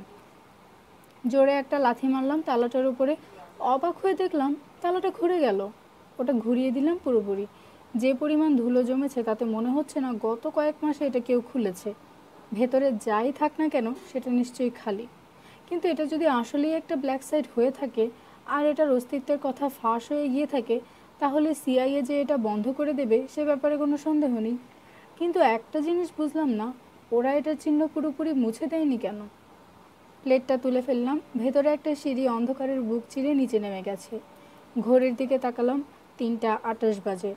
আরও 2টো ছবি তুলে নিয়ে নিচের দিকে নামতে লাগলাম আমি। সিঁড়িতে 12টা ধাপ। নেমে হাতের টর্চটা দিয়ে চারপাশে আলো ফেলে দেখতে লাগলাম। পুরো জায়গাটা পুরো কংক্রিট দিয়ে তৈরি, আকারে বাবার বাসার বেসমেন্টটার তুলনায় 3 গুণ বড় হবে, কমসে কম 1000 বর্গফিট তো হবেই। কিন্তু বাবার জায়গাটা পুরোপুরি জিনিসপত্রে ঠাসা থাকলেও এই জায়গাটা বলতে গেলে খালি। টর্চের আলোতে চারপাশে কেমন যেন একটা ভৌতিক আবহ সৃষ্টি হয়েছে, অদ্ভুত অদ্ভুত সব ছায়া। এক কোণায় রাখা 3টা টেবিল আর 5টা চেয়ার, সবগুলোই আবার ভাঁজ করে রাখা যায়। সেদিকে এগিয়ে গেলাম, কল্পনা করলাম আব্দুল এখানে বসে আছে, তার মুখটা চটের ব্যাগের ভেতর আর হাত পাগুলো চেয়ারের সাথে বাঁধা। অন্য চেয়ারগুলোতে এমন লোকজন বসে আছে যাদের মাথায় কেবল একটা চিন্তায় ঘুরপাক খায়, কিভাবে আরেকটা 9/11-এর হাত থেকে এ দেশকে রক্ষা করা যাবে। সেজন্য তারা যে কোনো কিছু করতে পারে। কিছু ছবি তুলে আবার চক্কর মারা শুরু করলাম। দূরে এক কোণে একটা ছোট টেবিল রাখা আছে, আর ওটার পাশেই একটা ধাতব চৌবাচ্চা, যেটা বর্তমানে এক পাশ করে রাখা হয়েছে। মেঝেতে 5টা চটের ব্যাগও দেখা গেল। এখানেই নিশ্চয়ই বন্দীদেরকে জিজ্ঞাসাবাদ করা হতো। কল্পনায় আবার আব্দুলের ছবি ভেসে উঠল। তাকে চৌবাচ্চাটার উপরে শুইয়ে রাখা হয়েছে, মাথায় চটের ব্যাগ দিয়ে ঢাকা। পাশ থেকে একজন ক্রমাগত বরফ ঠান্ডা পানি ঢেলে যাচ্ছে, আর আব্দুল ছটফট করছে নিঃশ্বাস নেওয়ার জন্য। ওখানকার 3টা ছবি তুললাম। ঘড়ির দিকে তাকালাম একবার, আমি এখানে নেমেছি 9 মিনিট হতে চলল। টেবিলটার ঠিক উপরে 2টো চেইন ঝুলছে, সেগুলো আবার আংটা দিয়ে 8 ফুট উঁচু সিলিংয়ের সাথে লাগানো। একটা চেইনে নাড়া দিয়ে দেখলাম ক্যাচকোচ আওয়াজ করে নড়ে উঠল সেটা। পাশের চেইনটার সাথে বাড়ি খেয়ে এই বদ্ধ জায়গায় ধাতব প্রতিধ্বনির সৃষ্টি করলো। এভাবে কাউকে ঝুলিয়ে রাখার অর্থ আপনি নিশ্চিতভাবেই সে মানুষটাকে ঘৃণা করেন। তাছাড়া এই অমানসিক কাজটা করা কোনোভাবেই সম্ভব নয়। যেদিন টুইন টাওয়ারের ওপর প্লেনটা আছড়ে পড়েছিল সেদিনের কথা চিন্তা করলাম আবার। যারা ঘটনাটা ঘটিয়েছিল তাদের ওপর অবশ্যই ঘৃণা জন্মেছিল, এটাই স্বাভাবিক। সবারই ঘৃণা জন্মেছিল ওদের ওপর। ওই সন্ত্রাসীরাও কিন্তু মারা গিয়েছিল ঘটনাটায়। আচ্ছা, ওরা যদি কোনোভাবে বেঁচে যেত, তাহলে কি ওদেরকে এরকম নির্মম অত্যাচারের দিকে ঠেলে দিতে পারতাম আমরা, যেখানে তাদের সাথে পশুর চেয়েও খারাপভাবে নিপীড়ন করা হবে? জানা নেই আমার। টর্চটা দিয়ে চৌবাচ্চার আশেপাশে আলো ফেলে দেখতে লাগলাম। কোনো ড্রেন নেই এখানে। চমকে উঠে ঘুরে তাকালাম, নিঃশ্বাস আটকে গেছে আমার। টর্চটা ঘোরাতেই আমার দিকে এগিয়ে আসতে থাকা একটা লোকের ওপর আলো গিয়ে পড়ল। আমরা যখন এই জায়গাটা তৈরি করেছিলাম তখন ওরা বলেছিল এখানে কোনো পানির লাইন দেওয়া সম্ভব নয়, তাই কোনো ড্রেনের ব্যবস্থাও নেই। বন্দীদের যখন রক্তপাত হতো, ওটা মোছার জন্য কোনো পানির ব্যবস্থা ছিল না। ওদের গায়েই রক্তগুলো শুকিয়ে যেত এক সময়। আপনি একজন অসুস্থ মানুষ, আমি বললাম। ডিরেক্টর লেহাই কাঁধ তুললেন শুধু। যেভাবেই হোক আমাদের কথা বের করতে হতো। আপনিই আমার মাকে খুন করেছেন। ট্রিগারটা হয়তো আমি চাপ দিইনি, কিন্তু হ্যাঁ, আমি আপনার মাকে মারার নির্দেশ দিয়েছিলাম। কে মেরেছে আমার মাকে? আবারও কাঁধ তুললেন তিনি। যে কেউ হতে পারে, আমাদের তো এসবের জন্য লোকের অভাব নেই। গুপ্তঘাতক? যে নামে ইচ্ছা ডাকতে পারেন আপনি। এই প্রথম খেয়াল করলাম লেহাইয়ের কোমরের কাছে জায়গাটা একটু ফুলে আছে। আশেপাশে তাকালাম, লোকটা একদম ঘরের মাঝখানে দাঁড়িয়ে আছে। সিঁড়িটা পেরোতে হলে ওকে পাশ কাটিয়ে যেতে হবে আমার। ঝট করে ক্যামেরা বের করে ওর 2টো ছবি তুলে ফেললাম। ফোনটা থাকলে ওকে এই বলে ভয় দেখাতাম এখনই ছবি আপলোড করে দেব। কিন্তু এত নিচে মোবাইলের নেটওয়ার্ক আছে কিনা সন্দেহ। টর্চটা বন্ধ করে দিলাম। একটা অন্ধকারের চাদর ঘিরে ধরলো আমাদের। 30 সেকেন্ড চুপচাপ কেটে গেল। আমি অপেক্ষা করতে লাগলাম লেহাই হয়তো নিজের টর্চটা জ্বালাবে, কিন্তু সেরকম কিছু ঘটল না। ডান দিকে 3 কদম এগিয়ে গেলাম। চেইনগুলো লাগানোর কথা আপনার মার মাথা থেকেই বেরিয়েছিল, হঠাৎ করে বলে উঠলেন লেহাই। শব্দ করে একটা ঢোক গেলাম। ঠিকই শুনেছেন, আপনার মা এই জায়গাটা তৈরি করতে সাহায্য করেছিলেন। এমনকি এটার নামকরণও করা হয়েছিল আপনার মার কথা চিন্তা করি, মাদার্স বাংকার। অবশ্য এটুকু বললে কিছু বুঝবেন না আপনি, আর একটু ইতিহাস বলতে হবে আমাকে। আপনি জানেন না বোধহয়, আপনার মার জন্মস্থান ছিল মেসিডোনিয়া। মাদার তেরেসার জন্মস্থানও কিন্তু ওখানেই। আপনার মা বন্দীদের সাথে খুব ভালো ব্যবহারই করতেন, অন্তত যতক্ষণ পর্যন্ত ওরা আমাদের সহযোগিতা করতো আর কি। অবশ্য সহযোগিতা না করলে আবার অন্য রূপে বের হয়ে আসতো। তখন ওদের একটা একটা করে নখ টেনে তুলতেন তিনি। একদিন কে যেন আপনার মাকে মাদার তেরেসা বলে ডাকলেন, ব্যাস ওই নামই রয়ে যায়। আমি জানি তিনি আমাকে ফুসলাচ্ছেন যাতে আমি গড়গড় করে সব বলে দিই। তিনি প্রায় সফলও বলা যায়। আর একটু হলে আমার বাঁধ ভেঙে যাবে। চিৎকার করে বলতে ইচ্ছে করে, আমার মা এভাবে কাউকে নির্যাতন করতে পারেন না, তার পক্ষে এটা কোনোভাবেই সম্ভব নয়। খুবই কোমল মনের মানুষ ছিলেন তিনি, কিন্তু নিজেকে সামলালাম, কারণ গত 2 সপ্তাহে একটা জিনিস ঠিকই শিখেছি আমি, মা সম্পর্কে খুব কম তথ্যই জানা আছে আমার। আপনার মাই আমাকে প্রশিক্ষণ দিয়েছিলেন। আসলে সবাই তার কাছ থেকেই প্রশিক্ষণ নিয়েছে, লেহাই বললেন। তিনি এখনও মাঝখানে দাঁড়িয়ে আছেন, প্রায় আমার বাম দিকে। আমি তাড়াতাড়ি বের হওয়ার রাস্তাটার দিকে 3 কদম এগোলাম। বন্দীদের পেট থেকে কিভাবে কথা বের করতে হবে এর জন্য একটা বইও লিখেছিলেন আপনার মা। কথাটা কিন্তু সত্যি। বইয়ের নাম দ্য পেইন গেম। অবশ্য বইটার খুব কম সংখ্যক কপি এখন অবশিষ্ট আছে, কিন্তু প্রেসিডেন্ট রেগানের আমলে বইটা নতুন রিক্রুট হওয়া কর্মীদের জন্য পড়া বাধ্যতামূলক ছিল। আপনি কি জানেন, আপনার মাকে হন্ডুরাসের সরকার $1 কোটি দিয়েছিল যাতে তিনি তাদের অফিসারদের প্রশিক্ষণ দেন কিভাবে বন্দীদের উপর অত্যাচার করে কথা বের করতে হয়। $1 কোটি। আর আমি 1986 সালের কথা বলছি। এতটা ভালো ছিলেন তিনি এসবে। ডিরেক্টরের গলার আওয়াজটাও বের হওয়ার রাস্তার দিকে এগিয়ে আসছে। তিনি জানেন আমি কি করার তালে আছি। আমি যদি জীবিত বের হতে যাই এখান থেকে, তাহলে এখনই কিছু করতে হবে। আমি চিন্তা করতে লাগলাম লেহাইয়ের মাথায় এখন কি ঘুরছে। তিনি নিশ্চয়ই ভাবছেন আমি যে কোনো মুহূর্তে দৌড় লাগাবো। ওটার কথা আসলেও একবার চিন্তা করেছিলাম, কিন্তু লেহাইয়ের আকার আমার প্রায় দ্বিগুণ, আর ওনার কাছে একটা পিস্তলও আছে। নিঃসন্দেহে তিনি এটা জানেন এই মুহূর্তে তিনি সিঁড়ি থেকে কয় কদম দূরে আছেন। এমনও তো হতে পারে তিনি প্রবেশপথটা তালা দিয়ে দিয়েছেন, কিংবা প্রবেশপথের বাইরে সশস্ত্র CIA এজেন্টরা আমার জন্য বন্দুক হাতে অপেক্ষা করছে। আমার একমাত্র উপায় হচ্ছে তার হাত থেকে বন্দুকটা কেড়ে নেওয়া। ক্যামেরাটা এই মুহূর্তে আমার কোনো কাজে আসবে না, ওটা মাটিতে নামিয়ে রাখলাম। ভাঁজ করে রাখা যায় এমন চেয়ার টেবিলগুলো থেকে আমি বেশি দূরে নেই। টর্চটা আমার কোমরে গুজে রেখে সামনের দিকে হাত বাড়িয়ে আস্তে আস্তে এগোতে লাগলাম আমি। 2 কদম সামনে গেলাম, পা একটা চেয়ারের সাথে লাগলে খুবই মৃদু আওয়াজ হলো, কিন্তু এই বদ্ধ জায়গার জন্য সেটাই অনেক। আপনি ওই কোনায় কী করছেন? ডিরেক্টর চিৎকার করে জিজ্ঞেস করলেন। প্রবেশপথ থেকে তিনি 15 ফিট দূরে এই মুহূর্তে। আমি চেয়ারটা তুলে নিয়ে আন্দাজে ছুঁড়ে মারলাম তার দিকে। ওটা মেঝেতে পড়লেও কোনো কিছুকে আঘাত না করেই। নিজেকে সামলান মিস্টার বিন্স।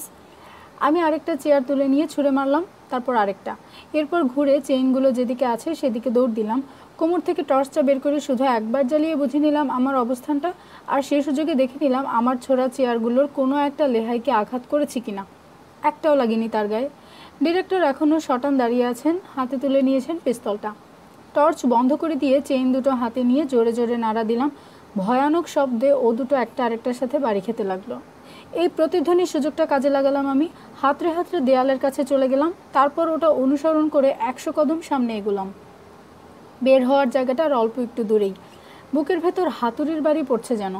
শার্ট দিয়ে মুখ চেপে রেখেছি যাতে কোনো আওয়াজ বের না হয়।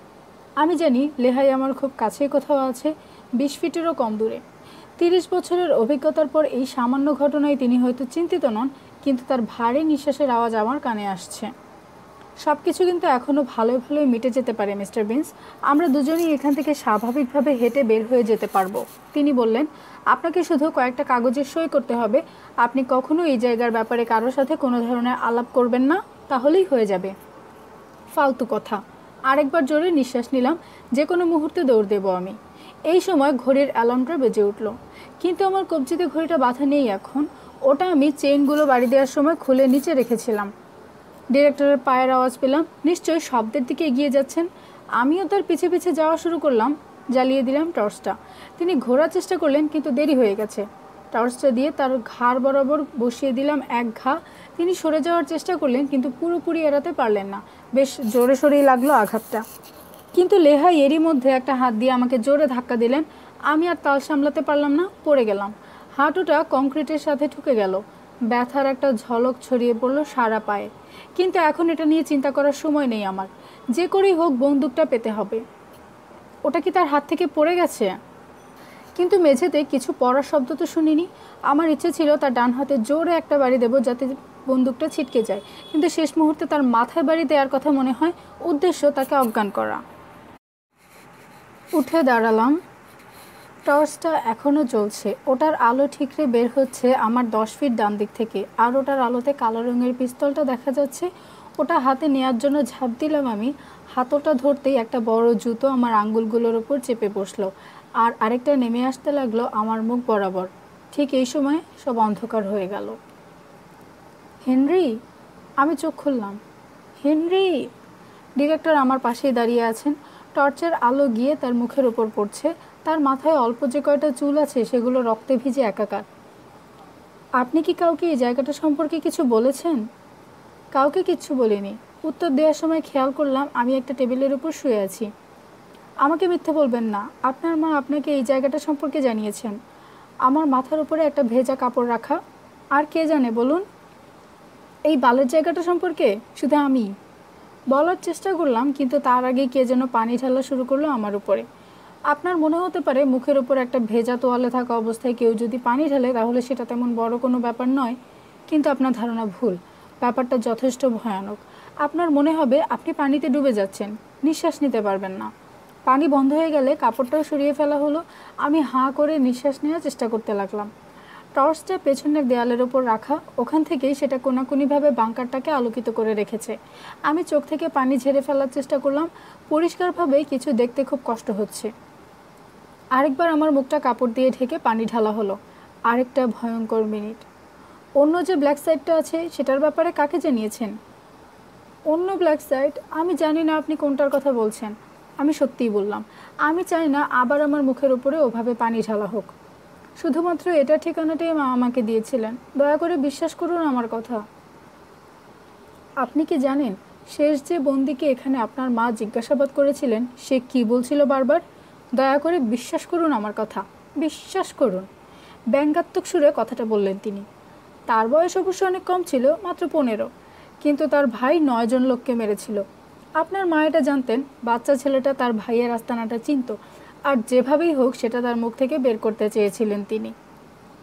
আমার ডান হাতটা ওপরে টেনে ঝুলানো হলো, বাম হাতটাও। আমার শরীরে পুরো 100 পাউন্ড ওজন এখন কবজি দুটোকে সইতে হচ্ছে। তীব্র ব্যথা ছড়িয়ে পড়লে নিমিষেই পাগুলো নিজে থেকে ছুটতে শুরু করলাম আমি। 5 দিন ওই ছোকরাকে এভাবে ঝুলিয়ে রাখার পরেও তার মুখ থেকে কোনো কথা বের করা যায়নি। আমার মনে আছে আমি আপনার মাকে বলেছিলাম ছেলেটা হয়তো আসলেও কিছু জানে না, কিন্তু আপনার মার এক কথা, তিনি কথা বের করবেনই। টেনে টেনে ছেলেটার নখগুলো তুলে ফেলা হয়। কারেন্ট ট্রিটমেন্টও দেওয়া হয় কয়েকবার। ঘুমাতে দেওয়া হয়নি তাকে।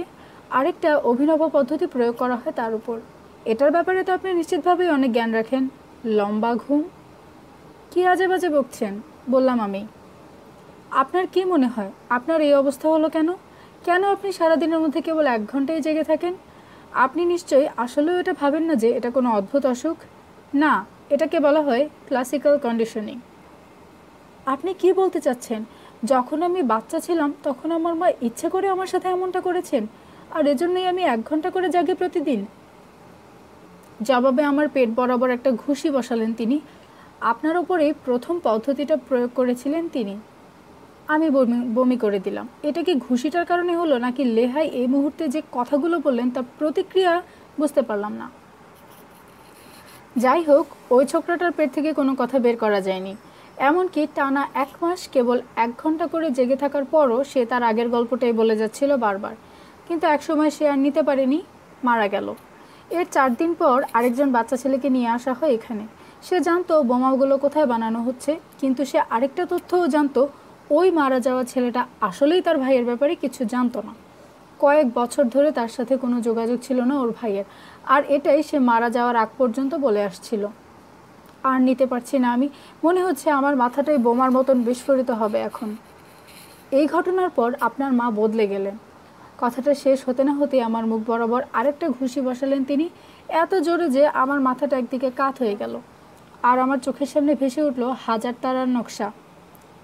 আপনার মা বলছিলেন তিনি ওবামার কাছে যাবেন, এই অবৈধ ব্ল্যাক সাইটগুলোর কথা বলে দেবেন সরকারকে, আর বলবেন ঠিক ওবামার চোখের সামনে অজ্ঞাতসারে একটা ব্ল্যাক সাইট গড়ে তোলা হয়েছে এই ভার্জিনিয়াতে। গত 7 বছর ধরে সিআইএর উচ্চপদস্থ কিছু কর্মকর্তা আর এজেন্ট দেশের বাইরে থেকে চরমপন্থী দলগুলোর কর্মীদেরকে এখানে পাচার করছে। সবার চোখে ধুলো দেওয়ার জন্য তাদের মৃত্যুর নাটক সাজানো হচ্ছে। আরেকটা ঘুষি খেলাম পেটে, কিন্তু এটা আমরা কিছুতেই হতে দিতাম না। তিনি বলতেই থাকলেন, আপনার মাও এটা জানতেন, তাই পালিয়ে গেলেন। কিন্তু আমাদের পক্ষে আর ঝুঁকি নেওয়া সম্ভব হয়নি, তাই এ জায়গাটা বন্ধ করে দেওয়া হয়। এরপর আমাদের আরও 15 মাস লাগে নতুন একটা ব্ল্যাক সাইট খুলে সেখানে সব কিছু স্থানান্তর করতে। ওটার নাম ভ্যাটিকান। ভ্যাটিকান? যেটুকু শক্তি অবশিষ্ট আছে সেটুকু দিয়ে এটাই বেরোলো আমার মুখ দিয়ে। তিনি মাথা নেড়ে সায় দিলেন। তার মানে আমার মাকে যদি সবাই মাদার তেরেসা বলে ডাকে, তাহলে আপনাকে ডাকে পোপ। ইনগ্রিডের মেসেজটার কথা মনে পড়ে গেল। নতুন একটা কেস পেয়েছি, একজন সিরিয়াল কিলারকে নিয়ে। নিজেকে পোপ বলে দাবি করে সে। গত 2 সপ্তাহের ঘটনা মেলানোর চেষ্টা করলাম। আমি এত বোকা কেন? কিন্তু এখনও আশা আছে, যতক্ষণ শ্বাস ততক্ষণ আশ। আপনার এটা কেন মনে হলো? মা নতুন জায়গাটার ব্যাপারে জানেন? জিজ্ঞেস করলাম তাকে। আমাদের দলের অন্য একজন সদস্য হয়তো তাকে জানিয়েছে এ কথা। আমার মনে হয় আপনার মা তার সাথে যোগাযোগ করেছিলেন, আর সে তাকে বলে দিয়েছে ভ্যাটিকান নামের গোপন জেলখানার কথাটা। তার মুখ চিরদিনের জন্য বন্ধ করতে একটু দেরি হয়ে যায় আমাদের। হয়তো মা এতদূর পৌঁছাতে পারেননি, আর পৌঁছালেও আমাকে এ ব্যাপারে কিছুই জানাননি তিনি। লেহাই আমার দিকে কিছুক্ষণ তাকিয়ে থাকলেন। আপনাকে দেখে তো মনে হচ্ছে সত্যি কথাই বলছেন। আমি মাথা নাড়লাম কেবল। শিট, আপনাকে আসলেও বলেননি তিনি? কোথায় ওটা? জিজ্ঞেস করলাম। আমার দিকে আবারও হতাশ চোখে তাকিয়ে থাকলেন তিনি। আব্দুল রাহমিন কি সেখানেই আছে? বাহ, বেশ খোঁজ খবর নিয়েছেন দেখছি এ ব্যাপারে। কিন্তু শুনে কষ্ট পাবেন, আব্দুল বেশি দিন সহ্য করতে পারেনি। মারা গেছে ও? হ্যাঁ, মাথা নেড়ে জবাব দিলেন তিনি। কিন্তু ওর 10 জন দোস্ত ছিল, এখনও আমাদের কবজায় আছে। ওদের কাছ থেকে আমরা যে তথ্য পেয়েছি তাতে করে অন্তত 10টা আল কায়দার প্রশিক্ষণ ক্যাম্প ঘুরিয়ে দিতে সক্ষম হয়েছি আমরা। আর মিনিয়াপলিসের একটা বড়সড় বিস্ফোরণও ঠেকানো গেছে। ভ্যাটিকানও এটার মতো মাটির নিচে অবস্থিত। আশেপাশে একবার তাকালেন তিনি, কোমর থেকে পিস্তলটা বের করে হাতে নিলেন। আমি মারা যাওয়ার আগে কি তিনি আমাকে নতুন ব্ল্যাক সাইটটার কথা জানাবেন? হ্যাঁ, তাকে দেখে মনে হচ্ছে আমাকে জানাতেই চান, অন্তত কারোর সাথে এ ব্যাপারে খোলাখুলি কথা বলতে চান। ওটাও কি এখানে ভার্জিনিয়াতে? না, ওটার দায়িত্ব পশ্চিম পাশে আমাদের বন্ধুদের উপর। পশ্চিম ভার্জিনিয়া? বেশ জোরেই বললাম। মাথা নেড়ে সায় দিলেন লেহাই। আমি আশা করছি যে কোনো মুহূর্তে ওরা দরজা ভেঙে ভেতরে ঢুকে পড়বে, কিন্তু কেউ আসলো না। ওদের আরও তথ্য চাই। আমি মাথা খাটালাম। মাটির নিচে পশ্চিম ভার্জিনিয়াতে? ওটা নিশ্চয় একটা পরিত্যক্ত কয়লা খনিতে, তাই না? তার মুখে একটা শয়তানি হাসি ফুটে উঠল। পশ্চিম ভার্জিনিয়ার ওয়ালটনের খনিটা কিনে দেই আমরা। এরপর কয়েদিদেরকে একটা ট্রাকে করে ওখানে নিয়ে যাই। কারো মনে বিন্দুমাত্র কোনো সন্দেহ জাগেনি। আর কেউ যদি কিছু বুঝেও যায়, তাহলে নিমেষের মধ্যে ডিনামাইট দিয়ে ওটা ধসিয়ে দিতে পারি আমরা। চেপে থাকা শ্বাসটা ছেড়ে দিলাম। আপনারা ভেতরে আসতে পারেন এখন, আমি চিৎকার করে বললাম। কি উল্টাপাল্টা বলছেন? আমি মাথা নেড়ে বাংকারের কোণার দিকে ইঙ্গিত করলাম। টর্চের মৃদু আলোতে খুব আবছাভাবে একটা ছোট্ট ভিডিও ক্যামেরা দেখা যাচ্ছে। ভালো মতো খেয়াল না করলে কেউ বুঝবে না। আমার মাথায় যখন পানি ঢালা হচ্ছিল, তখন কাপড়টা সরানোর এক ফাঁকে ওটা আমার চোখে পড়ে। তোর সব কথাবার্তা এতক্ষণ ভিডিও করা হচ্ছিল, গাধার বাচ্চা। 3 সেকেন্ড পরে অনেকগুলো পায়ের আওয়াজ ভেসে আসলো। ওদের দিকে না তাকিয়েও বুঝতে পারছি প্রেসিডেন্টও আছেন ওদের মধ্যে, সেই সাথে ইনগ্রিডও। রুমটা আলোতে ঝলকে উঠল। পিস্তলটা ফেলে দিয়ে হাত দুটো উপরে তুলুন, কেউ একজন বলল। লেহাই চুপচাপ নির্দেশ পালন করলেন। হেনরি, এ কী অবস্থা হয়েছে তোমার? ইনগ্রিড আমার কবজি দুটো চেইন থেকে মুক্ত করে দিল। আমি পড়ে গেলাম নিচে। আমি আরও তাড়াতাড়ি আসতে চেয়েছিলাম, কিন্তু ওরা আমাকে ভিতরে ঢুকতে দিচ্ছিল না। করুণ গলায় বলল সে, দুগাল বেয়ে অঝোর ধারায় অশ্রু ঝরছে। দ্বিতীয় ব্ল্যাক সাইটটার অবস্থান না জানা পর্যন্ত কিছুই করতে দিচ্ছিল না ওরা। কেউ আমার হাত ধরে উঠে দাঁড়াতে সাহায্য করলো, প্রেসিডেন্ট সুলিভান। আমি অত্যন্ত দুঃখিত ব্যাপারটার জন্য, তিনি বললেন। আমি চিন্তাও করিনি ব্যাপারটা এত দূর গড়াবে। আপনি আপনার দেশের জন্য অনেক বড় একটা কাজ করলেন আজকে, কখনো আমি ভুলব না এটা। কয়টা বাজে? কোনো মতে জিজ্ঞেস করলাম। 3:57। আমার পিঠে হাত বোলাতে বোলাতে উত্তর দিল ইনগ্রিড। একটা ঘোরের মধ্যে আছি আমি। পেছনে ঘুরে দেখি 3 জন সশস্ত্র লোক লেহাইয়ের দিকে বন্দুক তাক করে দাঁড়িয়ে আছে। ওদের উদ্দেশ্যে মাথা নাড়লাম। এখনও ঘোর কাটছে না। প্রেসিডেন্ট লেহাইয়ের দিকে তাকালেন। আপনাকে যখন সিআইএর ডিরেক্টর হিসেবে নিযুক্ত করেছিলাম, তখন বলে দিয়েছিলাম এরকম বেআইনি কিছু করবেন না। আর এখানে ঠিক আমার চোখের সামনেই একটা ব্ল্যাক সাইট খুলে রেখেছেন আপনারা। এই দেশকে বাঁচানোর জন্য যে আমাদের কি করতে হয় এ ব্যাপারে আপনার কোনো ধারণাই নেই, লেহাই ঝাঁঝের সাথে জবাব দিলেন। আপনি কি জানেন আমাদের কত ভয়ঙ্কর সব অপরাধীদের মোকাবেলা করতে হয়? আপনার কাজ তো শুধু অফিসে বসে কিছু কাগজে সই করা, আর এদিকে হাজারো নির্দোষ আমেরিকান মারা যায় আপনাদের এসব উল্টাপাল্টা সিদ্ধান্তের কারণে। ডিরেক্টর এসব সাইপাস বলতেই লাগলেন, কিন্তু আমি একদৃষ্টিতে ইনগ্রিডের দিকে তাকিয়ে আছি। মা যেদিন আমাদের ছেড়ে চলে গিয়েছিলেন সেদিন যেরকম অনুভূতি হয়েছিল ভেবেছিলাম সারা জীবন হয়তো আর এরকম অনুভূতি হবে না। খুব কাছের মানুষেরা বিশ্বাসঘাতকতা করলে এরকমই লাগে। তোমাকে শুয়ে পড়তে হবে এখন হেনরি। কিন্তু ওর কথাটা আমার কানে ঢুকলো না। আমার মনে হচ্ছে এই মুহূর্তে যদি আমাকে আবার ওরকম মুখে কাপড় বেঁধে পানিতে চুবানো হয় তবুও এতটা কষ্ট হবে না। ঘুমে আমার চোখ বন্ধ হয়ে যাবার আগেই এক ফোঁটা অশ্রু গড়িয়ে পড়ল। ফোনটা বাজছে। ও আবার ফোন করেছে। ল্যাসিকে বললাম, মিয়াও। না, ফোনটা ধরবো না আমি। মিয়াও। ওর কথা অনেক মনে পড়ে তোর? পড়ুক। মিয়াও। আমারও অনেক মনে পড়ে। হ্যাঁ পড়ে, কিন্তু ও যা করেছে আমার সাথে, মুখের ওপর মিথ্যে কথা বলেছে। ওর জন্যই ওভাবে চেইনের সাথে বেঁধে রাখা হয়েছিল আমাকে। মিয়াও। আরে আমার কবজির কী অবস্থা হয়েছিল দেখিসনি তুই? এই বলে হাত দুটো ওকে দেখালাম আমি। এখনও লাল হয়ে আছে। আর ওর জন্যই আমাকে ওয়াটার বোর্ডিংয়ের শিকার হতে হয়েছিল। মুখ বেঁধে ওভাবে পানি ঢালাকে ওয়াটার বোর্ডিং বলে। পরে ইন্টারনেটে দেখেছি আমি। কথা বের করার একটা পুরনো পদ্ধতি ওটা। মিয়াও। ওটা কোনো ব্যাপার না মানে? অবশ্যই এটা একটা বিরাট ব্যাপার। এদিকে আয়, তোকে দেখাই কেমন লাগে। পালানোর আগেই ওকে ধরে বেসিনের কাছে নিয়ে গেলাম। কল ছেড়ে দিয়ে উল্টো করে ওকে তার নিচে ধরলাম আমি। এভাবে 5 সেকেন্ড চুবিয়ে রাখার পর বের করলাম। ব্যাটা হাসছে। মিয়াও। মজা পেয়েছিস? মিয়াও। ও যাচ্ছে, আমি আবার ওকে পানিতে চুবাই। পানি ছেড়ে আবার ওকে তার নিচে ধরলাম। আরও 3 বার আমাকে দিয়ে এটা করালো ল্যাসি। এরপর তোয়ালে দিয়ে ওকে মুছে দিলাম আমি। মাথায় একটা চুমু দিয়ে বললাম, তুই অদ্ভুত। ফোনটা বেঁচে উঠল আবার। আমার ওপর ওই নির্যাতনের আজ প্রায় 1 সপ্তাহ হতে চলল। ইনগ্রিড আর প্রেসিডেন্ট দুজনেই এরপর থেকে অনবরত আমাকে ফোন দিয়ে যাচ্ছে। ইনগ্রিড 2 বার এসেছিল, কিন্তু আমি তালা বদলে ফেলেছি। পুরনো চাবি দিয়ে লকটা আর খুলতে পারিনি ও। কলিং বেল বেজে উঠল।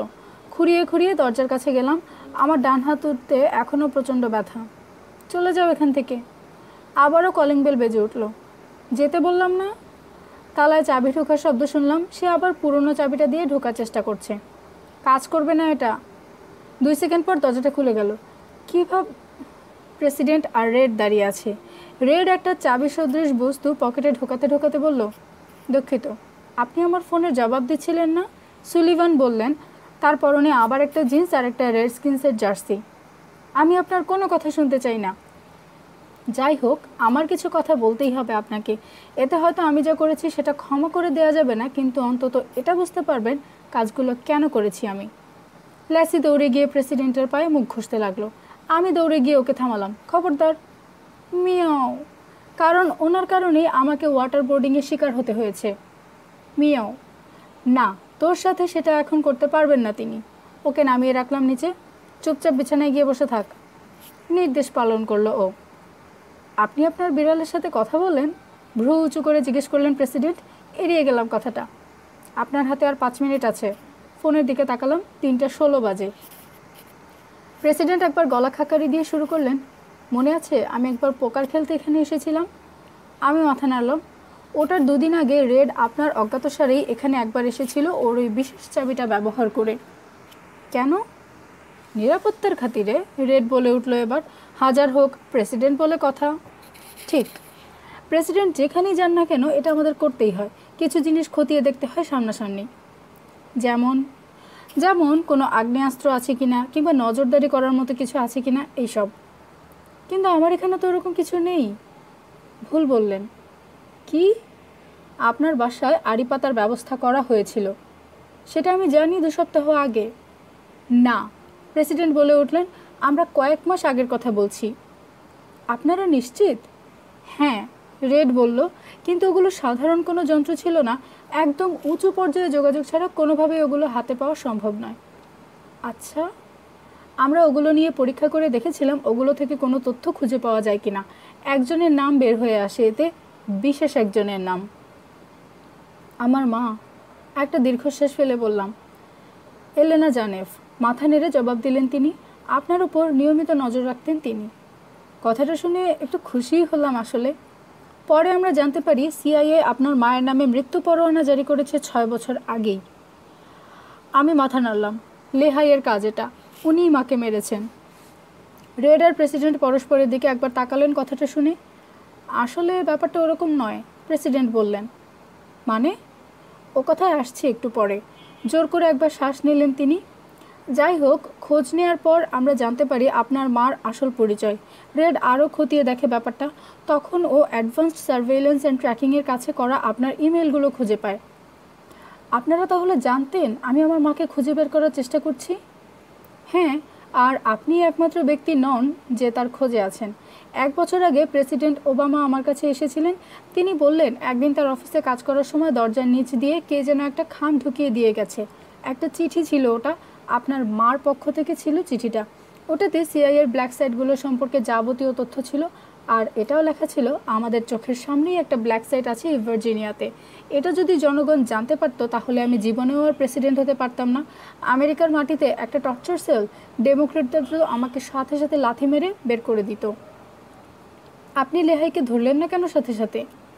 কারণ চিঠিতে আপনার মা আরও কয়েকটা ব্ল্যাক সাইটের কথা বলেছিলেন। আমি যদি তখন লেহাইকে ধরতাম তাহলে কখনোই ওগুলোর খোঁজ পেতাম না। আমি কিছু না বলে মাথা নাড়লাম কেবল। তো আপনার মার আসল পরিচয় খুঁজে বের করার পর আমাদের কিছু একটা করা জরুরি হয়ে পড়ে। ব্যাপারটা এক রাতে ঠিক করা হয়নি, কয়েক মাস ধরে কাজ করতে হয়েছে।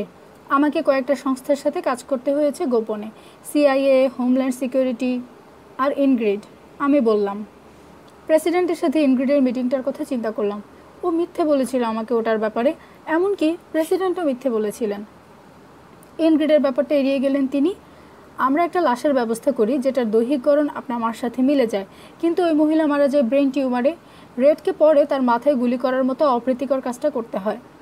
আমি রেডের দিকে তাকালাম, সে অন্যদিকে তাকিয়ে আছে এখন।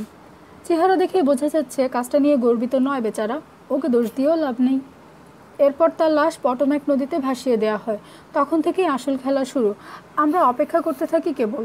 হোমল্যান্ডে আমাদের যে লোক ছিল তাকে দিয়ে 4 নম্বর বিপদ সংকেত জারি করাই আপনার মায়ের ওপর, আর আঙ্গুলের ছাপ মিলে যাবার ব্যাপারটাও সাজানো ছিল।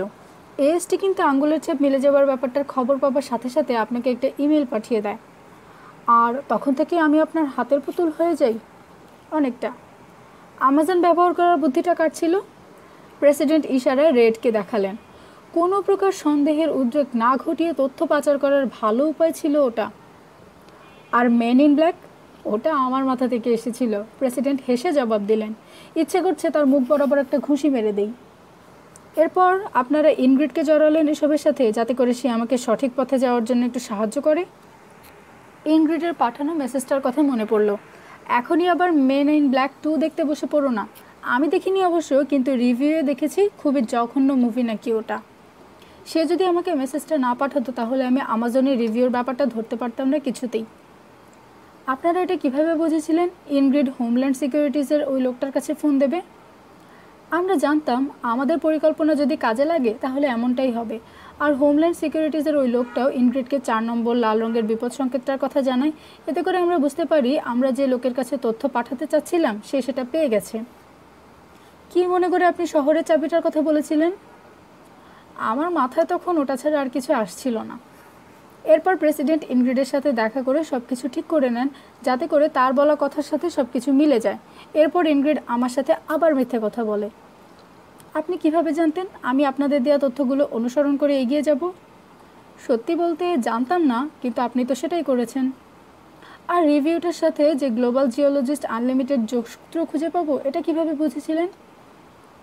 অ্যাডভান্সড সার্ভেইলেন্স অ্যান্ড ট্র্যাকিংয়ের সাথে আপনার সংশ্লিষ্টতা। আপনার প্রথম দিকের একটা ইমেইলে আপনি বারবার জিজিইউর কথা উল্লেখ করেছিলেন। এই বলে একটু থামলেন তিনি। আপনাকে আগেই বলেছি কয়েক মাস ধরে সব পরিকল্পনা করি আমরা। ইনগ্রিডের ব্যাপারে সব কিছু খুলে বলুন আমাকে। সে এসবে জড়াতে চাইনি, কিন্তু আমি তাকে দেশের জন্য এই কাজটা করতে বলি। কথাটা শোনার পরও আমার বুকের ভেতর জমে থাকা রাগ একটুও কমল না। সে 1 সপ্তাহ ধরে লেহাইয়ের উপর নজর রাখছিল। আমি এটা আগেই বুঝতে পেরেছি। লেহাই যখন বলছিল সবাই তাকে পপ নামে ডাকে, তখনই ব্যাপারটা ধরতে পারি আমি। আর আমার বাসায় যে 2 জন লোক আড়ি পাতার ব্যবস্থা করেছিল ওরা লেহাইয়ের লোক ছিল। আর লেহাইয়ের সাথে মিটিংয়ের ব্যাপারটা, ওটার জন্য আমি দুঃখিত। আমাকে বাধ্য হয়ে অভিনয় করতে হয়েছিল, যেমনটা আপনি করেছিলেন শেষ দিকে। আপনাকে তো আর পানিতে চোবানো হয়নি। ওটার জন্য আবারও ক্ষমা চাচ্ছি আপনার কাছে। আপনারা ভিডিও ক্যামেরাগুলো কখন লাগিয়েছিলেন ওখানে? 6 সপ্তাহ আগে। এই বলে রেডের দিকে তাকালেন তিনি। ওখানে গিয়ে তো মনে হচ্ছিল কেউ আর ওটা ব্যবহার করে না। দারুণ কাজ দেখিয়েছেন আপনি, আমি রেডকে বললাম। 3 ঘন্টা ধরে আমাকে গাছের মরা পাতা বিছাতে হয়েছে ওখানে, একজন সত্যিকারের শিল্পীর মতো। জবাবে সে হাসলো কেবল, ওর প্রতি আমার কোনো রাগ নেই। আপনারা জানলেন কিভাবে ডিরেক্টরও ওখানে যাবেন? তারা শুধু আপনার ঘরে আড়ি পাতার ব্যবস্থা করেনি, আমার সাথে তো ফোনই ছিল না। তিনি মাথা ঝাঁকালেন জবাবে। আমি আমার দিকে নির্দেশ করলাম। আমার উপর নজর রাখছিল ওরা, কিন্তু কিভাবে? আপনার পায়ের তলায় ভালো মতো খেয়াল করে দেখুন, রেড বলল। একটা চেয়ারে বসে মোজাটা খুলে পায়ের দিকে তাকালাম।